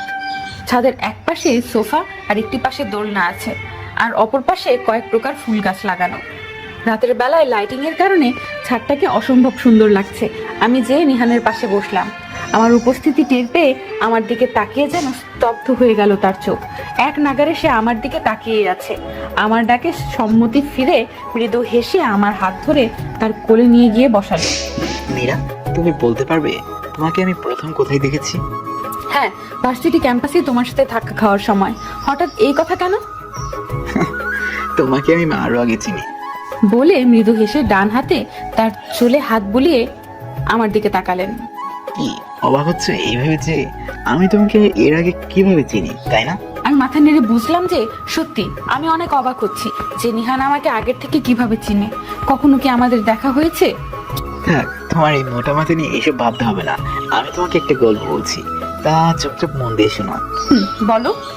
একদিন ভার্সিটি যাওয়ার সময় রাস্তায় অতিরিক্ত জ্যাম থাকার কারণে অনেকক্ষণ গাড়িতে বসে থাকতে হয়েছিল। গাড়ির গ্লাস নিচে নামিয়ে বাইরে তাকিয়ে আমার গাড়ির এক হাত দূরত্বে রিক্সায় একটি মেয়েকে দেখতে পেলাম। মেয়েটি সাদা আর গোলাপি রঙের মিশনে একটি সালোয়ার স্যুট পরেছিল। রাস্তায় অতিরিক্ত জ্যাম থাকার কারণে অনেক সময় ধরে সব যানবাহন চলাচল বন্ধ ছিল। মেয়েটি বারবার হাত ঘড়ি দেখছিল, হয়তো কোথাও যাওয়ার তারা ছিল। এর মধ্যে একটা ছোট বাচ্চা ছেলে মেয়েটির কাছে বেলি ফুলের মালা নিয়ে আসলো বিক্রি করার জন্য। বেলি ফুলের মালা দেখে মেয়েটি অনেক প্রফুল্ল দেখলাম। ফুলটি হয়তো তার প্রিয় ফুল হবে। ফুল কিনে ছেলেটিকে যখন টাকা দিল, তখন ছেলেটি বলল তার কাছে খুচরো টাকা নেই। মেয়েটি ফুলের পর্যাপ্ত পরিমাণ দাম থেকে বেশি টাকা দিয়ে ফুলের মালা কিনেছিল। ছেলেটি মাথায় হাত বুলিয়ে দিয়ে বলেছিল, বাকি টাকা দিয়ে তুমি নিজের জন্য কিছু কিনে নিও। সর্বপ্রথম তার রূপে মুগ্ধ হয়ে তাকালেও তখন তার অমায়িক ব্যবহারে মুগ্ধ হলাম। জ্যাম ছুটার পর রিক্সা তার নিজস্ব গন্তব্যে চলে গেল। ওই দিন রাতে আমি ঠিকভাবে ঘুমাতে পারিনি, মাথায় শুধু ওই মেয়েটি ভনভন করছিল। এই 2 দিন পর মেয়েটিকে আবার দেখলাম, ধমাকর আমার ভার্সিটিতে, সাথে তার বন্ধু ছিল। মেয়েটিকে দেখে আমার জন্য আকাশের চাঁদ হাতে পাওয়ার মতো অবস্থা। মেয়েটিকে খোঁজ নিয়ে জানতে পারলাম মেয়েটি অনার্স প্রথম বর্ষে হিসাব বিজ্ঞান ডিপার্টমেন্টে পড়ে। ভার্সিটি শেষে মেয়েটির পিছু নিয়ে বাড়ি পর্যন্ত গেলাম। আমার লোক দ্বারা মেয়েটির খোঁজখবর নিয়ে জানতে পারলাম মেয়েটি আর কেউ না, আমার বড় মায়ের ভাইয়ের মেয়ে। ছোটবেলায় এই মেয়েটির জন্য একবার আমি আমার ভাইয়ের মাথা ন্যাড়া করে দিয়েছিলাম। আমি সাধারণত কোনো মেয়ের সাথে কথা বলি না, কিন্তু এই মেয়ে যে কি জাদু করলো আমায়। এরপর থেকে মেয়েটি কলেজে চলে গেল। তাকে একটি ছোট ছেলের দ্বারা বেলি ফুলের মালা পাঠাতাম। মেয়েটি অনেক খোঁজার চেষ্টা করেছে যে কে এই মালা পাঠাতো, কিন্তু কিছুতেই কিছু জানতে পারলো না। পারবে কিভাবে? আমি তো সেই সুযোগটাই রাখিনি। একদিন ধাক্কা খাওয়ার বাহানায় মেয়েটির সামনে প্রথম আসলাম। ধাক্কা আমি ইচ্ছে করে দিয়েছিলাম, কিন্তু এমন ব্যবহার করলাম যে তার জন্য ধাক্কা খেয়েছি। ওকে নিয়ে সবার সামনে একটু মজা করলাম তার রিয়াকশন দেখার জন্য। সে মেয়েটা কিছু ভীতু টাইপের, কিন্তু অনেকটি সাহস দেখি কথা বলার চেষ্টা করে। ডিপার্টমেন্ট থেকে তার নাম্বার নিয়ে প্রতি রাতে তাকে কল দিতাম, শুধুমাত্র একটিবার তার কণ্ঠ ও নিঃশ্বাসের শব্দ শোনার জন্য। আমার এই পাগলামির সম্পর্ক আকাশ ছাড়া কেউ জানতো না। একদিন বন্ধু মহলের সবাই তাকে র্যাক দেওয়ার কথা বললো, আমিও চুপচাপ ছিলাম আমার মায়াবিনীকে কি করতে পারে তা দেখার জন্য।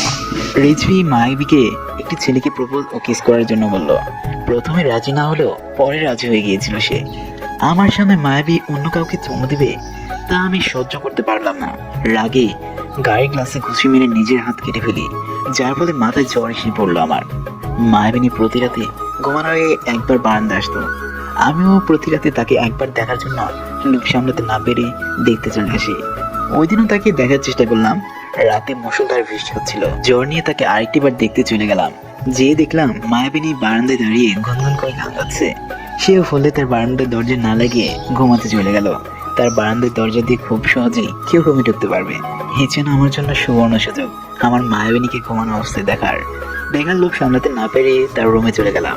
বাইরে বিদ্যুৎ চমকানো আলোতে রুমে পর্যাপ্ত আলোয় তাকে দেখলাম এলোমেলো ভাবে শুয়ে আছে, তার পা অনেকটাই দেখা যাচ্ছে। তার এই অবস্থা দেখে আমি এক ঢোক গেলাম।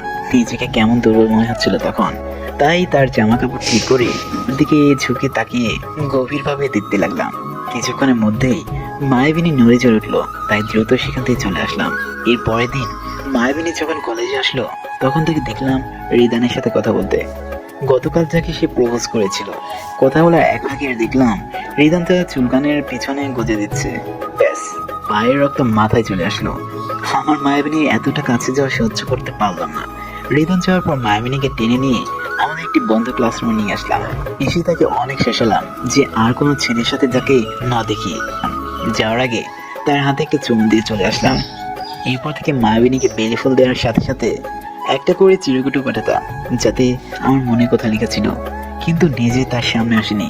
এরই মধ্যে খবর পেলাম যে আমার বড় মায়ের ছেলে ফারহানের বিয়ে ঠিক হয়েছে। বিয়ে উপলক্ষে মায়াবিনী অবশ্যই তার ফুফুর বাড়িতে যাবে। এটাই সুবর্ণ সুযোগ তার কাছে যাওয়ার। বিয়ের আগের দিন হলুদে দিয়ে পৌঁছালাম আমি।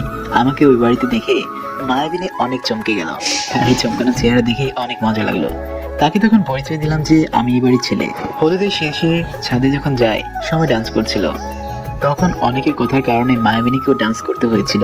ফারহানের কাজিনের সাথে অনেক কষ্টে নিজের রাগকে সংযত করে রেখেছিলাম, কিন্তু হঠাৎ দেখলাম তার লেহেঙ্গার উপরের পার্টের চেন অনেকটা খুলে গেছে। সেদিকে তার খবর নেই, তাই দৌড়ে গিয়ে তাকে টেনে নিয়ে নিচে ওর সাথে ডান্স করতে শুরু করলাম। আর ডান্স করার ছলে তার ড্রেসের চেনটা লাগিয়ে সেখান থেকে ঝটপট চলে আসলাম। রুমে এসে রাগে সব ভাঙচুর করতে শুরু করলাম। কখন যে হাত কেটে গেল সেই দিকে খেয়াল নেই। মায়াবিনী আমার পিছু পিছু রুমে এসে এই অবস্থা দেখে আমাকে আটকানোর চেষ্টা করলো আর আমার কাটা হাত ব্যান্ডেজ করে দিল। তার প্রতি রাগের কারণে একটি দুঃসাহসী কাজ করে বসলাম। রাগের বসে তার ঠোঁটে হঠাৎ করে চুমু খেলাম। চুমুতে ভালোবাসার বদলে রাগের প্রকাশটাই ছিল বেশি। এরপর বিয়ের বৌভাতের দিনও মায়াবিনী আমার রাগের শিকার হলো। সে যখন আমাদের নতুন ভাবির ভাই তিহামের সাথে কথা বলছিল তখন তার শাড়ি সরে গিয়ে তার পেট দেখা যাচ্ছিল, আর সেদিকে এক নাগাড়ে চেয়েছিল তিহাম। তাই রাগ সামলাতে না পেরে মায়াবিনীকে রুমে টেনে নিয়ে পুরো শাড়িটি খুলে তাকে অনেক কথাবার্তা বলে চলে আসলাম। কিন্তু এরপর থেকে যে মায়াবিনী আমার এতটা দূরে সরে যাবে তা ভাবতে পারি নাই। আমি আমার ভুল বুঝতে পেরে তার কাছে ক্ষমা চাইতে যেয়ে দেখি মায়াবিনী তার পরিবারের সহ এখান থেকে চলে গেল। এর কিছুদিন পরেই তার পরীক্ষা ছিল। তার পরীক্ষার কারণে তার কাছে যাওয়ার চেষ্টা করিনি, কিন্তু কয়েকবার কথা বলার চেষ্টা করেছি, কিন্তু সে আমাকে এড়িয়ে চলল। শেষ পরীক্ষার সময় তার কাছে ওই দিনের ব্যবহারের জন্য ক্ষমা চেয়েছি, কিন্তু সে কিছু বলল না। তাই এরপর আমিও তার কাছে কথা বলার চেষ্টা করিনি, শুধু দূর থেকে তাকে দেখেছি। একদিন সে একা ক্যাম্পাসের পিছনে পুকুর পাড়ের দিকে গেল। এই খবর আমি আকাশ থেকে জানতে পারলাম। এই কথা জানার পর আমি আর আকাশ রিজভি মিলে সেখানে গেলাম। যেটা ভয় ছিল সেটাই হয়েছে। ওইখানে থাকা ক্যাম্পাসে কয়েকটা বখাটে ছেলে তার সাথে খারাপ আচরণ করছে। এই অবস্থায় আমি কোনো কিছুর তোয়াক্কা না করে ছেলেগুলোকে এলোপাথারি মারতে শুরু করলাম। মারের কারণে ছেলেগুলো নাক মুখ দিয়ে রক্ত পড়ছিল, যার কারণে অতিরিক্ত ভয় পেয়ে মায়াবিনী অজ্ঞান হয়ে পড়ল। তাকে দ্রুত আমি হাসপাতালে নিয়ে গেলাম। তার বাবা মাকে কল দিয়ে হাসপাতালে আসতে বললাম। আঙ্কেল যখন জিজ্ঞাসা করছে যে এসব কিভাবে হলো, তখন তাকে মিথ্যা বললাম যে একটা অ্যাক্সিডেন্ট দেখে তার এই অবস্থা। জ্ঞান ফেরার পর সামনে একটিবার আমি গেলাম, কিন্তু মাথা উঁচু করে তাকাতে পারলাম না। আমার নিজেকে তার কাছে এই অবস্থার জন্য দায়ী মনে হচ্ছিল। ওই দিন রাতে ওই বখারিদের সাহায্য করার জন্য নিজের গোডাউনে এনে সে মাঠ মেরেছিলাম। হঠাৎ মায়াবিনীর কল পেয়ে আমি তাদেরকে ছেড়ে দিলাম। এরপর থেকে পুরো ক্যাম্পাসে আমার আর মায়াবিনীর চর্চা হতে শুরু করলো।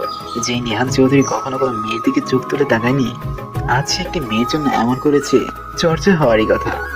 কিন্তু এরপর মায়াবিনী যখন ভার্সিটিতে আসলো, তখন আমার মুখোমুখি হতেই দেখলাম যে সে কেমন ভয়ে পুঁটিয়ে যাচ্ছে, আমার সাথে তেমন কথা বলছে না।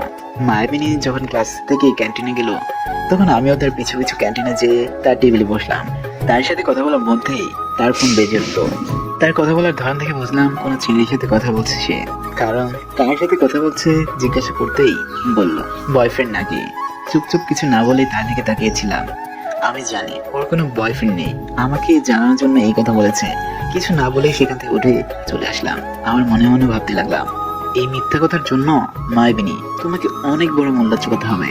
ব্যাস, আর কি। এই কয়েকদিন পরেই মায়াবিনীর বাবাকে পটিয়ে মায়াবিনীকে বিয়ে করে ফেললাম।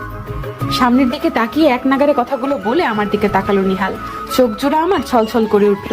মানুষটা আমাকে এত ভালোবাসে কখনো বুঝতেই পারলাম না। তাকে জড়িয়ে ধরে পাগলের মতো কান্না শুরু করে দিলাম। হে পাগলি, কান্না করছো কেন তুমি? তোমার চোখের এক ফোঁটা পানিও আমি সহ্য করতে পারি না, জানো না?